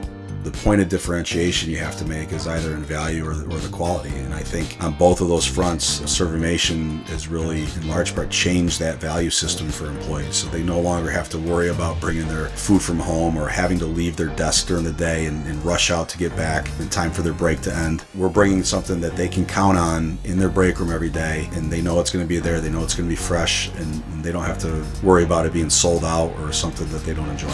We've also heavily invested in flavored water machine, so you can get a glass of water with a fresh piece of fruit in it, along with bean to cup coffee machine. So there's not a day that goes by we're not surprised when we get customers that call us and say, we didn't know you could do all this. We're really lucky to have a strong group of dedicated employees. Most of our employees have been with us since inception. They're family to us, and people like doing business with people they like and trust. And I think the same thing goes for employees. In a day and an age where there's a lot of corporations that just look at an employee as a number and don't get to know them, that's just not the way I was raised or how I like to do business. So we're a little old-fashioned. We like getting close to our employees. We like knowing how we can help them. We like knowing how we can improve their lives, adjust their schedules, whatever it may be to help improve their quality of life. And we think in the end that makes for a happier employee. We're fortunate enough to have really grown over the last several years, and from Pennsylvania to Massachusetts to Connecticut, we really do have a strong connection, even though we're not in the rooms every day with these employees. There's not one single employee that we feel like we don't know, and certainly we know they can call us at any time, and they're definitely treated as family to us. I wake up every single day really excited to surprise our customers in a good way. The one thing I can tell you is I think that every one of our employees and every one of our customers will continue to be the forefront of every decision we make. Find out how Servomation can help you and your business by going to servomation.com. And a welcome back here to Wake Up Call with Dan Tortora, where sports truly meets that thing called life. We are, of course, here inside of the Great Lakes Honda City studios, and it is my honor and my privilege to work with Great Lakes Honda City, the only place where I get my vehicles, and you can find them, new and used vehicles, on their lot by going to 7140 Henry Clay Boulevard in Liverpool, New York. They are open Monday through Saturday, so make sure you make your way over there and let them know that DT sent you. With that being said, we are picture-in-picture here on Wake Up Call with Dan Tortora with Rhett Lashlee of the SMU Mustangs football program, their head coach. Just a few things to say while he's on screen with me. First season in the ACC, and they win the ACC regular season title. First season in the ACC, they go to the ACC championship. First season in the ACC, and they have their first ever college football playoff berth. So I guess you've made a nice debut and a nice first impression, Rhett. How are you? Doing good. Yeah, I mean, you only get one chance to make a good first impression, and so hopefully we did that. It was a fun season, special group, but we're disappointed with how it ended. But, like I told the team that day in the locker room and our staff shortly after, and really myself, is the further we get from that moment, we'll appreciate what the team accomplished this year. It was a fun year. It was a special year, and hopefully one that will catapult us into the future to where, that becomes more the norm than it's been. Yeah, and for you, Rhett, I mean, how does this season come about where you're able, you move from the American Athletic to the ACC, you're playing a slew of new teams that you haven't faced before, and we've seen just this immediate success. And even in the games where, we go through the regular season and we look at a loss that happened to BYU earlier on in the season and how close that game was and how that was a low-scoring game, hard for both teams to get into the end zone. I mean, even in losses, we saw growth, we saw progression, we saw a fight in SMU that's consistently been building over time. How do you have this much success going up against a lot of competition that this team isn't used to seeing? I don't know. I'm sure a lot of hard work, good players, good staff, and some fortunate breaks probably. I think on one hand it was interesting because, we found out on September 1st of 2023 that we were moving to the ACC, and so we had less than a year. Most schools have 2-3 years before they make a move like this. Yeah. So on one hand, it happened really fast. On the other hand, it might have been a benefit to us that we didn't have all this time to sit, overthink it, build a lot of hype for the move. It just happened, and all we could do is go to work, and we weren't focused on anything other than what we needed to do, prepare for it. I think the roster was ready. I think our staff was ready. Our guys deserve some credit for going out and doing it. And, we're in an era with the transfer portal, so some things like that probably aided us more so than it did schools in the past making this move. We played really, really good, consistent winning defense all year. Like, we played good enough defense in every game we played to win. Even the games we won that were higher scoring games. Yeah. Our TCU game, our Louisville game, our BC game, we still played good enough to win. We played a first-time starting quarterback, and we were really good on offense once we figured out who we were. But the reality of it is we lost 3 games because we turned the football over at a high rate. And at the end of the day, that's kind of what ended our season. But also that aggressiveness is what allowed us to get there. So, hopefully there's I don't know, a blueprint maybe I don't know how many people are going to be doing this kind of move in the future. It seems like things are shrinking more than growing, but we feel like we belong, and now we got to prove it, because it's one thing to have success. It's a lot harder to sustain success. Yeah, and for you and for this team, how do we do that? How do we have sustained success? Because it was a while for SMU to have success. The only team that's ever had the death penalty, and that was back in 1985, I think it was. And when that happened, then we saw just a long line of struggle, and then Chad Morris helped the team get to a special place. Sonny Dykes helped the team get to a special place. You've continued with this team to be in a very unique place, and you've elevated it higher than it's ever been in advancing to the college football playoff. So when you talk about sustained success, it took a really long time, and then there was these coaching changes and this question of, okay, if Chad could finally get here, what's Sonny going to do? Okay, now Sonny's gone to TCU. What's Rhett going to do? How have you worked in your seasons where you've been the head coach to sustain, and what are some of those pillars that you think are going to help you not just be a one-hit wonder, so to speak?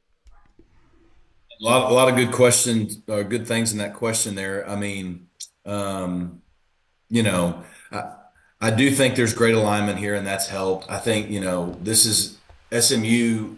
The job now is a destination job, where just 2-3 years ago it wasn't as much, even though we had started winning. And so, I'm just fortunate to be here at the right time, where we're in a power conference. We got the new facility. We have a lot of alignment. The location, the school has always been a strength. So everything's kind of clicking. It all started back even when June Jones was here, kind of building to this moment. I think you got to look at history still. What we were able to do last year was historic in terms of success in year one. Well, I look at two schools who did it really, really well, and over the last couple decades, and that would be Utah and Kyle Whittingham when they made the move to the Pac-12, and then Gary Patterson and TCU when they made the move to the Big 12. Both of those teams had winning records their first year in a power conference. I think one went 7-6 and one went like 8-5. They didn't have winning conference records, but they had what most people would consider a good first year. The very next year, TCU had a losing record before they then catapulted into winning 12 games and doing a lot of things Gary did. Kyle did the same thing. They had a good year. I think they went like 8-5 or something, but then they went back-to-back losing seasons in year 2 and year 3 at a power conference. So, jumping in and making a good first impression is one thing, but you still haven't had the time to have the recruiting classes and build the foundation to sustain it at this level. So that's our challenge. Again, we're in a different era in college football that hopefully lets us try to take advantage of some things. The hard thing in sustaining success is one, people can't get bored with doing the things that got you here. Like, there's a lot of things we do that work offensively, defensively, teams, culturally. We've small improvements in a lot of different areas that can hopefully help us. Hopefully it's, even be better in the future, but definitely stay where we are. And that's just hard. People get bored. We have small attention spans, and so we can't get bored with the habits that work. Yeah, and like you said, people get bored, small attention spans. I mean, in the world that we're living in today, they call it the microwave society, and it might even be worse than that at times, right? Where people want things so rapidly, they want it to happen right now, immediately. And then there's the mentality, instead of being excited, okay, you made the college football playoff. Now, some fan bases are like, okay, so if you don't make the college football playoff, then it's not a good season. Now you're not doing well. The punishment, Dabo Swinney, the team that you play in the ACC championship. I mean, the gentleman comes in, he's a wide receivers coach. He becomes the head coach at Clemson years ago. And he says, we're going to win here. We're going to put together a good program. People laughed at him. Then he wins national championships. And then he has a season where he goes 10-3 and people are talking about, should he be fired? So there's that weird, really weird, like you have success and then you almost get punished because of it. So, I mean, how do you go through the ebb and flow of that? Like you said, SMU is a destination place now. It's not just a place that you go to get another job and whatnot. So now that SMU has had success, it's elevated. The fans have some expectation that's maybe a little bit higher. How do you balance that with your student athletes and your coaching staff of saying, we've gotten somewhere that's boosted us up. Maybe it gets us some more money. Maybe there's more donors. Maybe there's more people that want to transfer here and come here as freshmen. And at the same time, now there's heightened expectation. There's no question, that you become a victim of your own success. You mentioned what Dabo has been able to accomplish at Clemson, and the expectations and the standard that is now at Clemson is there because of what Dabo and his teams have done. Yeah. And now he's held to the standard that he created, right? And so we're not anywhere near that yet, but yeah, you win, and now back-to-back 11-win seasons, you don't win 11 games next year, everybody's going to wonder what's wrong, and there may be nothing wrong. It's hard to win in college football, and it's very competitive, but you want to be at a place where winning is expected, winning is the desired outcome, not only of your administration and yourself, but your fan base. And to have Ford Stadium full last year, to have students coming, like, we want those expectations. The challenges that come with being a victim of your own success is a whole lot better than the challenges that come with not winning. And it's just what it is as a coach. That's what it is as a player. You have to find a way to stay present. We know how hard it is to win.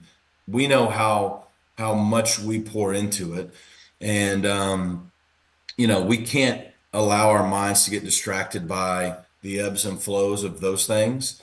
It's hard, but if you're going to be an athlete in athletics, if you're going to be an athlete, if you're going to be a coach, a competitor in these kind of arenas, you have to be able to have thick skin and handle that. But like I said, if you don't create those expectations for yourself, someone else is going to get an opportunity to come do it. So we'd much rather be in the situation we're in.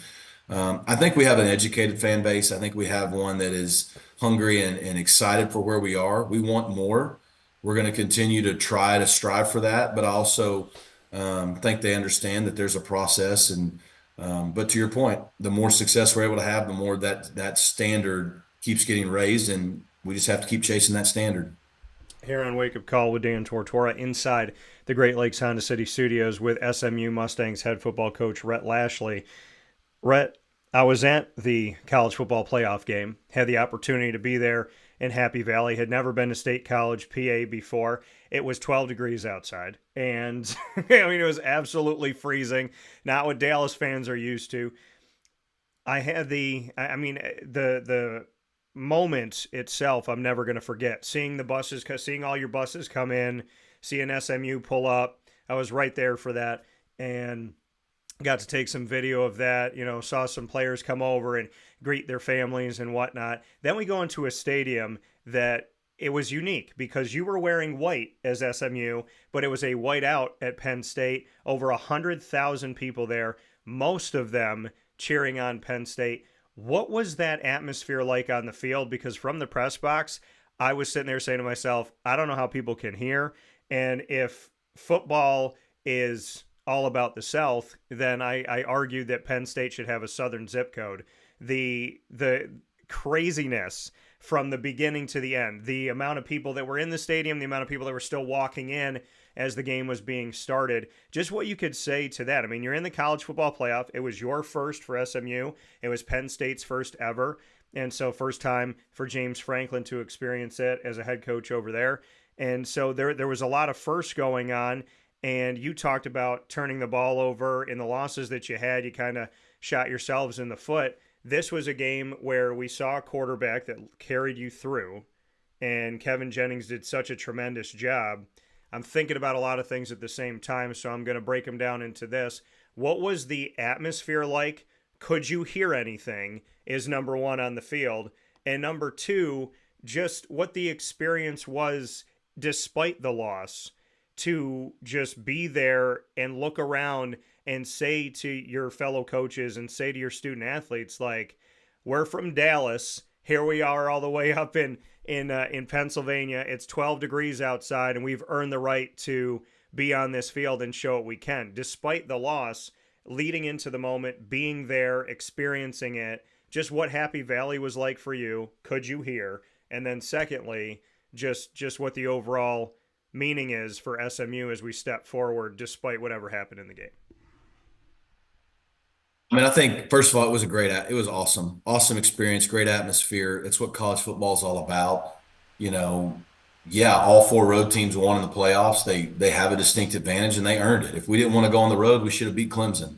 And so, from that standpoint, it was great. Yeah, I could hear. I mean, it was an incredible atmosphere. I'd never been there either. It's a great atmosphere, great crowd, definitely a home field advantage. I do think I've coached in probably louder, but I don't know if our teams played in louder, right? And so, that was a challenge, but that's not why we lost the game. We didn't have a single false start except inside the 10-yard line on their student section end zone. And that was just an area that cost us dearly. We got the ball inside the 10 4 times and scored 3 points. And a lot of that was false starts on us that didn't happen anywhere on the field until there. And, hey, if it happens one drive, that's one thing. That's just experience. You got to adjust. You got to be louder. You got to over communicate. You've got to overcome that. That's part of their advantage. The weather was cold, but that's not why we played bad. We actually played good enough defense to win. I think we held them to under 300 yards.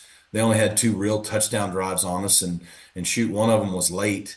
Our defense was really steady all year. The feel I got was there was excitement because SMU, our brand, our school, our program is back on the national stage where we feel like we belong. We feel like we can be year in, year out. Are we in the playoff every year? Probably not. Nobody is for the most part. But are we in contention most years? Yeah. Should we be a top 25 team most years? Yes. Those are our expectations of ourselves.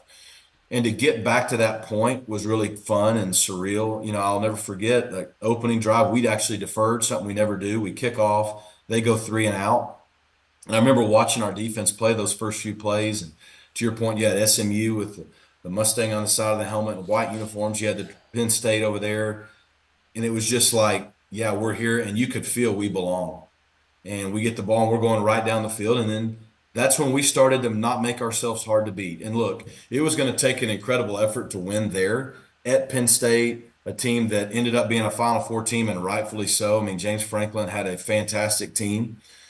But, you have a 4th and 1 that you should convert, maybe even a touchdown. Early, we take a lead. Who knows what happens? And then game's tied 0-0 when we throw back-to-back pick sixes. And you get in a whole 14-0 on the road with a pass rush like that. We just we didn't perform at our best, and it sure would have been easier to handle losing if we'd have played better. And so the narratives are what they are. As a competitor, you have to let those go. We belonged on that stage. We belonged in that game.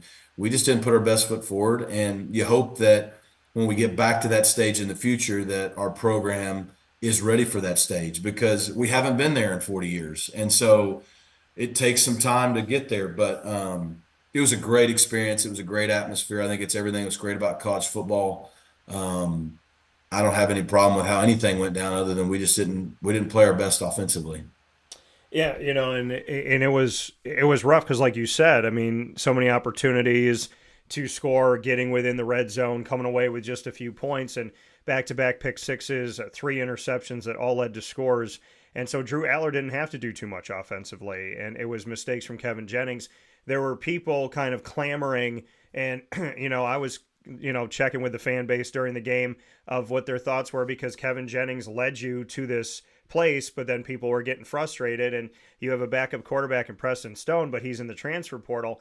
Did that affect anything, saying, Kevin's our guy, he's the guy we chose, he's the guy that's been leading the way, and yeah, he's made some mistakes and made some bad reads and looks and whatnot, but he's our guy? Was it simply he's our guy, or did it have to do also with the fact of, well, we can't put Preston in, so we'd have to put in somebody else? I mean, we live in a unique world of the transfer portal where your backup quarterback is, got his eyes set on going somewhere else. So does that affect things living in that way, and maybe play to the bigger world of the transfer portal and the need for the transfer portal to not open or be enticing until after the season's over?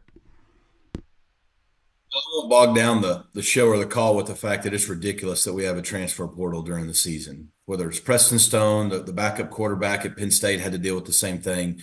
Not fair to the kids. It's ridiculous. But to the original question, no, I mean, Kevin Jennings was definitely our guy. I mean, he got us there. The week before, I can't tell you the list of schools that were trying to take him from us. we were dealing with trying to keep him as we're getting ready for a playoff game, which he always wanted to be here. But still the reality of our game right now. His name's on the list of Heisman lists out in Vegas with odds. I mean, you're not gonna, because the first play our left guard doesn't protect him well and he has to let the ball go early, and our running back doesn't get his head around fast enough and he lets the ball tip off his fingers for a pick six. Everyone just assumes that's Kevin Jennings' fault.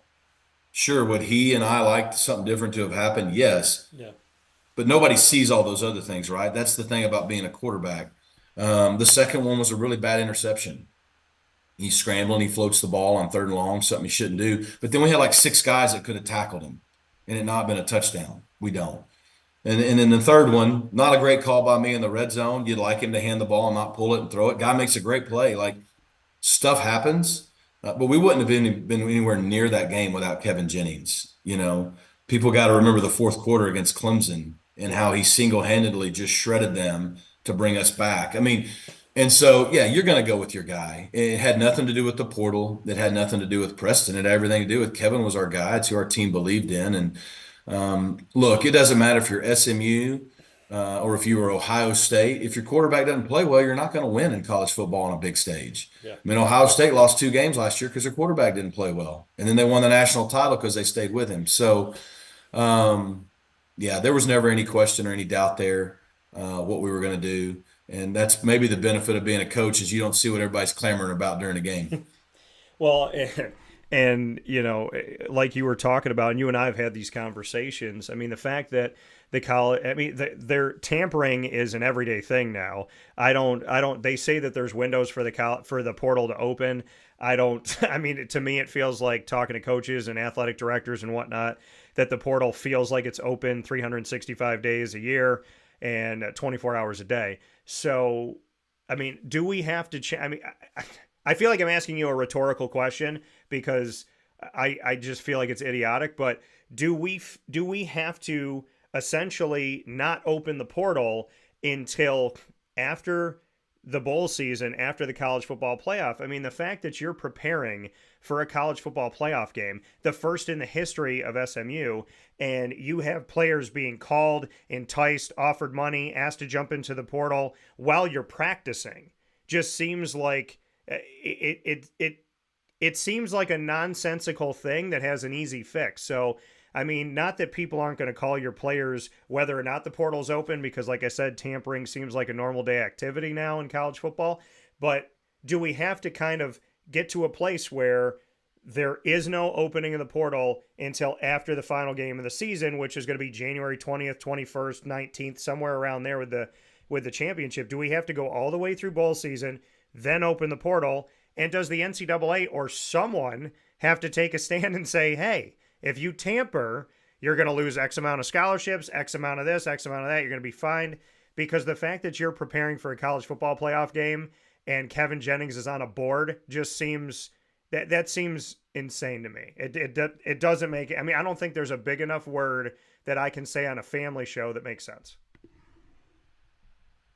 It's that simple. My 8-year-old daughters could tell you that we have a messed up situation, and so, yeah, in our world, I don't know how other coaches are. I'm sure most are the same. I don't spend 1 second worrying about tampering because it's inevitable that it's happening everywhere. So yeah. I don't whine about it. I don't try to fix it. There is no it's happening. It is what it is.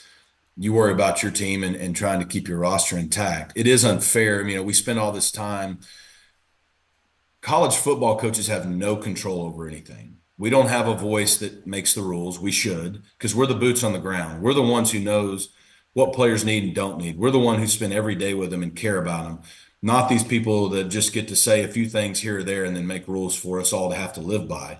But all you ever hear is, well, do what's best, do what's best, do what's best for the player. But all the unintended consequences that nobody who doesn't have boots on the ground knows, like, it's not fair. It's not just us. Penn State's backup quarterback wasn't even on the roster for our game or the entire playoffs because he had to go in the portal to get to, I think, Missouri's where he went. That's not good for kids to have to deal with that. That's not fair to them. Yeah. But yet that's one of thousands of minor things they have to deal with now because of all these other big decisions that have been made in the name of do what's best for them. And that's just not the case. Adults in the room do need to step up. Yes, I don't think any other sport has free agency during the season, so I don't know why we continue to. other than, we're still trying, we have an identity crisis. We're not a professional model and we're no longer a true amateur model. We're somewhere in the middle. And so we're trying to serve two masters, and it's biblical. Nobody can serve two masters. So that's our biggest issue. I think we'll slowly get better. Hopefully the coach's voice with things that are hopefully happening in the future will continue to grow. So we can save our great game and do its best long term for the majority of our student athletes and keep calling them that. You need to have one portal. It needs to be after the season's over. Where will it be next year? I don't know. I think it'll get better. I don't know if it'll be totally removed from the season, but it could be probably removed from a lot of it if things are done right. And I think the problem is, since there are so many easy fixes, but it's so hard to make any consequential change in college football right now. That's our problem. And so we're going to keep fighting because that's what we do. And we got in this business because we care about these guys and what's best for them, not just short term, but also long term. And, I know there's a lot of really good people fighting for it too. But yeah, there's so much great about our game, but we're losing a lot of the core integrity and fabric of it that is what's made it special for decades. Yeah, and I agree with you. And I love the way that you put it. Serving two masters, and that can't be done, and it's biblical. I want to go to something that, and I'm sure you know this because you and I have had a long history, and I paid a lot of attention to SMU, not just when SMU gets on the national stage, but the process and going through all these years and really a decade at least of covering SMU football. I argued that you should be in. Now, the college football playoff, they have their at-large spots and whatnot, the 5+7, and with the Pac-12 trying to come back, what are they going to do with that? How are they going to deal with that? Is it going to stay 5+7? And all these things that seem fluid when you hear from the executives that are on the college football playoff committee. It seems like things are very open to let's figure it out as we go. But my argument was the season that you had, where you were, Miami was ranked above you in the college football playoff for numerous weeks, like 4 weeks, and you were better than them in conference. Somebody being ranked above you, who you're above in your own conference by more than one spot even, to me that seemed like it was a narrative of we want Miami in, we'll put SMU in if we have to. I kept pushing for SMU because you had done the work. Right? If you do the work and there's factual evidence, then I'm going to support the factual evidence. I'm not going to take an opinion that's hollow. So I support the factual evidence of SMU. I see what happens with Miami. Syracuse beats Miami, and then that argument should be over. You go up against Clemson. Clemson had struggled this season coming into this. I had Clemson playing in the ACC championship in my preseason prediction, and in your game, you lose to them on a last-second field goal. And the conversation is, do we put in SMU or do you put in a 3-loss Ole Miss, a 3-loss Alabama, this, that, and the third? And you got to hear all these talking heads discuss it. To me, it was a very simple fact, okay? What you had done during the season and the fact that you had very few losses, and at that time, your second loss was in a championship game in your first season in that conference, while other teams that made it at large had 11 wins, and none of them were against ranked opponents. They didn't play in their championship game in their conference. So I felt like we talk about fighting two different things. It felt like it was the fighting of the names that are supposed to be there every year, regardless of record, and the people that kind of get that support no matter what. And then there was, but here's SMU, and we didn't want to respect the American, and that's where they played for so long, and now they're in the ACC, and they keep winning, and now they're playing in the championship game. But it felt like going into it that after you lost to BYU, who was a good team, by the way, was ranked very high during the season and was undefeated for a while, after the loss to BYU, it was like you could do no wrong, but other teams and other conferences could make mistakes. Not the ACC, not SMU. They better get into the championship. They better win the ACC championship just to have a hope and a prayer. And I didn't think that that was fair. So I'd love to get your thoughts on it because hindsight 2020, you lose and people go, see? And I don't think that that's fair because we have seen other teams lose. We've seen Alabama lose. We've seen Ohio State get shut out by Clemson. We've seen Washington be embarrassed the 2 times they were there. Notre Dame had horrible games before this season playing for a championship. So just what you took away from And if you felt the pressure that SMU and the ACC had to be almost perfect, while other conferences could play no ranked teams, not play in a championship game, and 2 weeks before the season ended, there was tickers running and statements running on television saying they had a 96% chance of getting in regardless of what they did. Yeah. I mean, look, there's human elements. There's always going to be, that's what makes our game great, is people get to sit around and talk about what their opinions and argue back and forth. At the end of the day, I'm glad that, what I think most people think, competitive integrity was upheld and we got in for what we earned. I mean, winning has to matter. Your record has to matter. There's not consistent measuring sticks in college athletics. And so that's what makes it a challenge. There's brand bias, there's conference bias, all that's great. People have earned that, certain programs have earned the brand bias because they've won for a long period of time. It's just going to be human, especially as long as you have a human committee, not formed of unbiased people making decisions. So I was really grateful that, we felt the pressure. We knew we didn't have the same margin for error other people had, because of arbitrary rankings. People judge wins and losses differently. And until there's consistency, it's going to be hard for anybody to feel good. Like, everybody needs to either play 8 or 9 conference games. Pick it. Doesn't matter. Let's the 4 main conferences. Let's do that. Everybody needs to have a championship game. And let's have consistency. And then, if we're going to have a committee, let's get a committee of balanced representation from all leagues of former people, not current ADs and current this and current that. That's not fair to them. Like, it'd be like putting me on a committee and letting me pick. I'm going to have biases. Everybody has biases. And so it's really hard on the committee. There's a reason there is a committee in the NCAA basketball tournament, and there's still always going to be criticism. They got a bigger number, but they still go by some metrics. Yeah. There's no metrics involved in this. It's just, well, who do we think's better? And so it's what makes our game great. You get a win to get in, but I look at the NFL. In the NFL, if you win your division, you're in the playoff. It doesn't matter if your division was weak that year and you went 8-8, and the Minnesota Vikings go like 14-2, but lose to the Detroit Lions and don't win their division. They got to go on the road in the playoffs. It's just how it works. Yeah. And there's consistency, and they don't care that the East was not as strong as the West this year. If you win the East, you're in, and if you came up third in the West, you may not be in. And that's because winning matters, your record matters. And so if there was consistency on number of conference games, number of out of conference, we had a better non-conference strength of schedule than Alabama. No one once ever said that. We played a 9-win TCU and a multiple double-digit win BYU in the non-conference. They played a losing record Wisconsin. Maybe that did matter in the end of the committee and just no one said it. I don't know. It's just narratives. It is what it is. If we continue to build a program here, then someday we may get the benefit of those narratives, right? Hopefully we can continue to build a system where winning matters, earning it matters. I think that happened this year where people like Indiana deserve to be in, got in, even though they had a weak schedule. Boise State's starting to get respect. They got a bye. You know what I mean? We got in.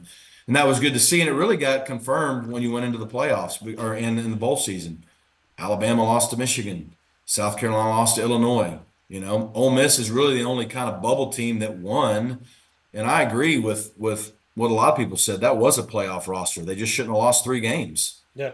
And so winning should matter. It shouldn't be about beating ranked teams when teams are ranked based on someone's opinion. Like when we beat Louisville, they were top 20. We beat them on the road. We never got credit for that. When we beat Pitt by 30-something, they were undefeated and ranked. We never got credit for that. And we beat Florida State. Well, preseason, they were top 10. Then come on. How are you playing? Are you winning? Did you earn it? To me, it's what needs to carry the day. And look, it'll keep getting better. I think the playoff was great for college football, and we were excited to get to be a part of it. And like everything else, how do you keep the good and improve some of the areas that could get better? But let's not ever take winning out of the category of importance, because it's the number one most important part. Yeah, and a great way to break it all down. Rhett, we're trying to tackle the world's problems here with everything that's been going on in college football. I want the final note to be just what you're most thankful for as we head into the 2025-26 season. Obviously, spring practice is right here with us, and spring game and everything that comes from that. And then it's a fast track to the summer, and then all of a sudden we're back into football season. So just what you're most thankful for with this team, this roster, your staff in 2025-26. I'm excited about next year. I'm just thankful to get to be the head coach at SMU. It's an honor and a privilege. It's not a right, and it's something that I humbly appreciate the opportunity to do. And we got a great staff. I'm thankful for them. We got great kids. We haven't lost a guy in our two deep to the portal in the last 2 years, other than ones that we were assisting to go somewhere to start. Like Preston. I mean, guys want to be here. They're happy.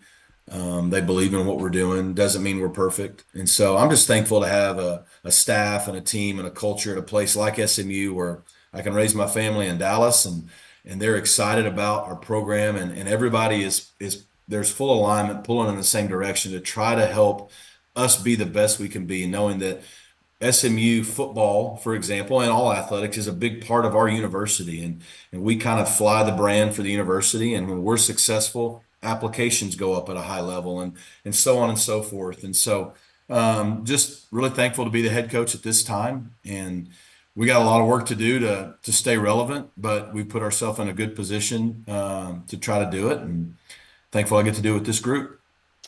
Coming from Rhett Lashlee, the head coach of the SMU Mustangs football program heading into 2025-26 after an historic year, first season in the ACC, regular season champion of the ACC, playing in the ACC championship, and advancing to their first ever college football playoff. Rhett, I appreciate your time as always. I appreciate how humble and how giving you are and how consistent you've been as you've done better with your team. You have given me just as much time, if not more, than you did years ago. So not everybody's built like you, and I want to tell you more than anything, I respect the relationship on and off the air, and I respect the fact that as you're winning and as you're growing and great things are happening, that you're still giving the time and still caring about the relationships that you fostered so many years ago, ours included. Dan, man, I appreciate you having me on, and thanks all you do for our great game. Absolutely. It's my pleasure. Now I'll get to work on trying to solve these problems while you get to coaching. So, perfect. Sounds like a plan. Take care. Talk to you soon. All right. See you. See you. Coming from Rhett Lashlee here on Wake Up Call with Dan Tortora, where sports truly meets that thing. There's so many things that are going on I don't even know how you be a head coach right now when you got, a head coach does 27 different jobs. Now they got to do 37 different jobs. And it's just crazy. And the amount of people that are on your staff now and the people that you have to oversee. And you'd have like one video coordinator. Now you have multiple people doing video. You got people doing social media. You got people that are checking on the portal, seeing what's going on, going through that. So, the staff, it's just, you have your head coach, you have your offensive coordinator, defense coordinator, your special teams coordinator. Then you have below them, you have assistants, and then you have the assistant to the assistant, and then you have all of these other people that are doing all of these other things, like I said, checking the portal, social media, NIL, how are we branding, marketing. It's a lot. It's a lot. And, God bless the coaches like Rhett Lashlee that, like I said, are not only finding success in it, but are still being humble and still being kind and still being giving of their time. I could tell you that Rhett has treated me better and better as time's gone on. Some people go Hollywood when good things happen, and Rhett's been somebody that's answers a text message almost immediately, and years later answers a text message almost immediately. And I would say, we've even built a stronger relationship as time's gone on. So, to me, we have appreciate SMU, all the work they do, and their belief in giving me a chance years and years and years ago, and just what that's turned into. And I love what Rhett's doing. I love what he stands for. And I love to see what's going to come with the SMU Mustangs. No reason to hang their head as they move forward here. And like he said, not the way they wanted to end the 2024-25 season, but pretty incredible that they got to end it in the college football playoff. We'll take a step aside. We'll wrap up the show right after this inside the Great Lakes Honda City Studios. Hi, Hi, this is Amy from Mother's Cupboard, home of the whole frittata. We are open daily 6 a.m. to 1:30 p.m. For takeout orders, call 315-432-0942 and tune in to Wake Up Call with Dan Tortora for our monthly food challenge and try our Wake Up Call signature menu item available 7 days a week. Here at Mother's Cupboard, we are Central New York, and it's our honor to serve you. Ma and Pa's Kettle Corn and Popcorn Factory remind us that every day is worth celebrating at 201 7th North Street in Liverpool, New York. Open Monday through Saturday in-store and always online at maandpaspopcorn.com. Serving our Central New York community and beyond, order anywhere, anytime at maandpaspopcorn.com. Stop in to get a tin at Ma and Pa's on 201 7th North Street in Liverpool, New York to get your half-price refills for the rest of your life. Come to Ma and Pa's for your holiday gift giving for family, friends, employees, and clients. And remember, for fundraising and events, to call 315-450-6272. That's 315-450-6272. Ma and Pa's Kettle Corn and Popcorn Factory. How corny are you? This is Jimmer Sikowski, owner-operator of Chick-fil-A Cicero, 7916 Brewerton Road in Cicero, right in front of the Home Depot. I had a deep feeling that God wanted me to do something bigger with my life and to help people, help others. I kept putting Chick-fil-A in my life, and I realized as I was going through the franchise selection process that positively impacting the lives of others was really core to what we do here at Chick-fil-A. First of all, it starts with the food. The food is brought in fresh daily. We bring in local produce. We prepare to order in the kitchen. We hand bread our chicken. We hand spin our milkshakes. It's great food. It doesn't taste like fast food. I think the second thing is the way people feel when they come in a Chick-fil-A restaurant. It's different. We try to treat people with intentional kindness here, which is very different and deeper than good customer service. And so I think it feels remarkable for most people to come in a Chick-fil-A restaurant. And then lastly, the impact that we try to have in the community is very different. It's a big part of the expectation of every operator of a Chick-fil-A restaurant is that they're actively engaged in their community, they're a leader in the community, and they're making a difference. When they realize that what we're striving to do is to shine a little light in their life, that's a very, very different experience than you will have in any other quick service restaurant. And it's that remarkable experience that I think people will emotionally connect with.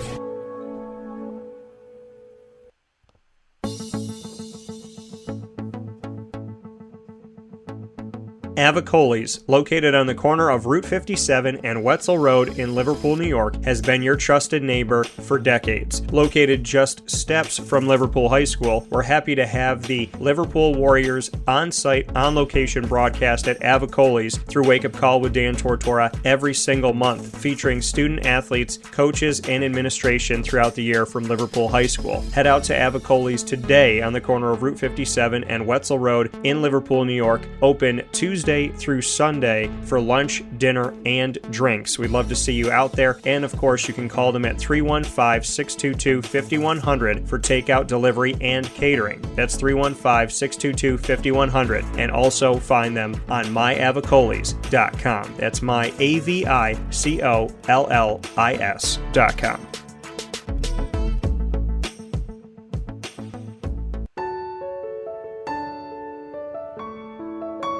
Having peace of mind when you're out of town that your furry-loving friend is safe and sound means taking them to Canine Campground, because we all know that when it comes to the love of our pets, it goes well beyond the call of duty to make sure they're safe and sound.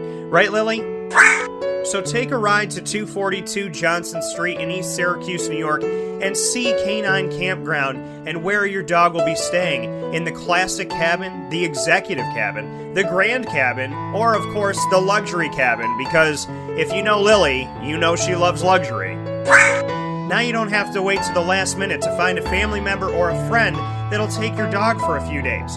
Call Canine Campground at 315-299-4013. That's 315-299-4013. Their drop-off and pickup times are Monday through Sunday. Check K9campground.com for more information. That's the letter K, the number 9, and campground spelled with a K.com. K9campground.com. When you're going out of town, bring your dog to K9 Campground.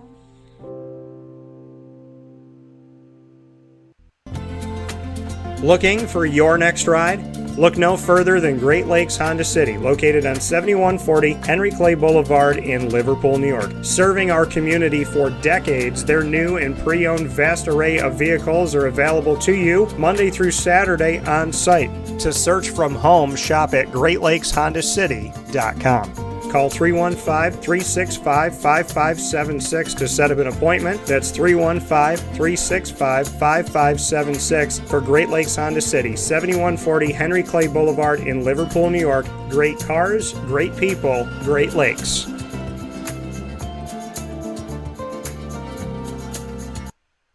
Carvel DeWitt, it's what happy tastes like. Do you know why? Because we make ice cream. Creamy, rich, flavorful ice cream. Not yogurt or iced milk like some of our competitors. Ice cream. Fresh, by hand, daily. For the calorie conscious, we have something new for you. Our new Carvelite. Same great flavor, creaminess, and texture of our regular ice cream with only 35 calories an ounce. So whether you want an ice cream cake, flying saucer, dasher, carvalanche, hard or soft ice cream, we will satisfy your craving with our fresh, handmade regular or new Carvelite ice cream. Carvel DeWitt. It's what happy tastes like. The Wildcat Sports Pub in Camillus, New York is located on 3680 Milton Avenue in the Home Depot Plaza. It is your family-friendly sports bar and restaurant. Folks, some sports bars aren't family-friendly. Some family-friendly restaurants are not sports bars. The Wildcat Sports Pub in Camillus, New York is proud to be both. It is that marriage that you've been looking for years. The Wildcat Sports Pub is your home base for your sports bar and restaurant needs, games for the kids, indoor and outdoor activities, and enough things on the menu to come back every single week and get to try something new. They're open Sundays from noon to 8 p.m., Monday through Wednesday, 11 a.m. to 11 p.m., and Thursday through Saturday from 11 a.m. to midnight. For reservations and party information, call 315-487-2222 for the Wildcat family-friendly sports pub and restaurant.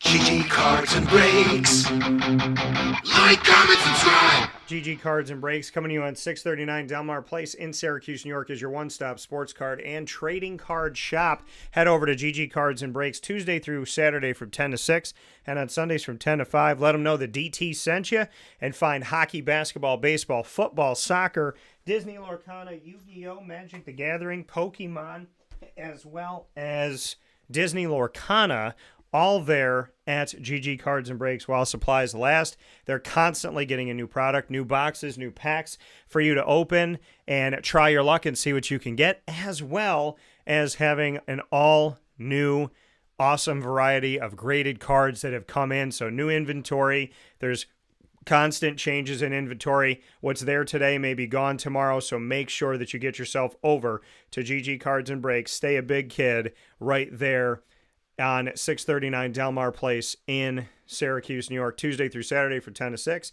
and on Sundays from 10 to 5. Thank you for watching and listening to Wake Up Call with Dan Tortora from the Great Lakes Honda City Studios on YouTube.com and Facebook.com, both /WakeUpCallDT, and on WakeUpCallDT.podbean.com, Monday through Friday from 9 a.m. to 11 a.m. Eastern Time. And, of course, many thanks to Amazon Music, Audible, iHeartRadio, iTunes, and Apple Podcasts, Player FM, Podbean, Podchaser.com, Podvine, Spotify, TuneIn, and YouTube. All you got to do is search Wake Up Call with Dan Tortora, or one word, Wake Up Call DT. From New York to North Carolina, Brooklyn Pickle is down in Southern Pines, North Carolina, down the street from Pinehurst Golf Course, which the PGA Tour and golfing fans know. And, of course, find your way to 1788 Old Morganton Road, Southern Pines, North Carolina. Less than 10 minutes from Pinehurst Golf Course, you will find a Brooklyn Pickle down in North Carolina. That's right, the wonderful sandwiches, soups, and salads, and everything else that Brooklyn Pickle brings you is now down in North Carolina in Southern Pines on 1788 Old Morganton Road in Southern Pines, North Carolina. Many thanks to our incredible partners in Central and Upstate New York as well. Great Lakes Honda City, Carvel, DeWitt, where you can get the DT Dolphin every day of the week. And on Wednesdays like today, it's buy one, get one. So go and get the DT Dolphin, an ode to the Moyne College Dolphins, only at Carvel, DeWitt. Today is buy one, get one, and every Wednesday is buy one, get one for the DT Dolphin. The Wildcat Sports Pub, GG Cards and Breaks, Servomation, Avicoli's, Mon Paz, the snack capital of the world, Canine Camp Dog Daycare, Mother's Cupboard. My exclusive sandwich, the Cuse McMother, is only available at Mother's Cupboard. My signature exclusive breakfast sandwich, Mother's Cupboard, 3709 James Street in Syracuse, New York, and you can get it 7 days a week from 6 a.m. to 1:30 p.m.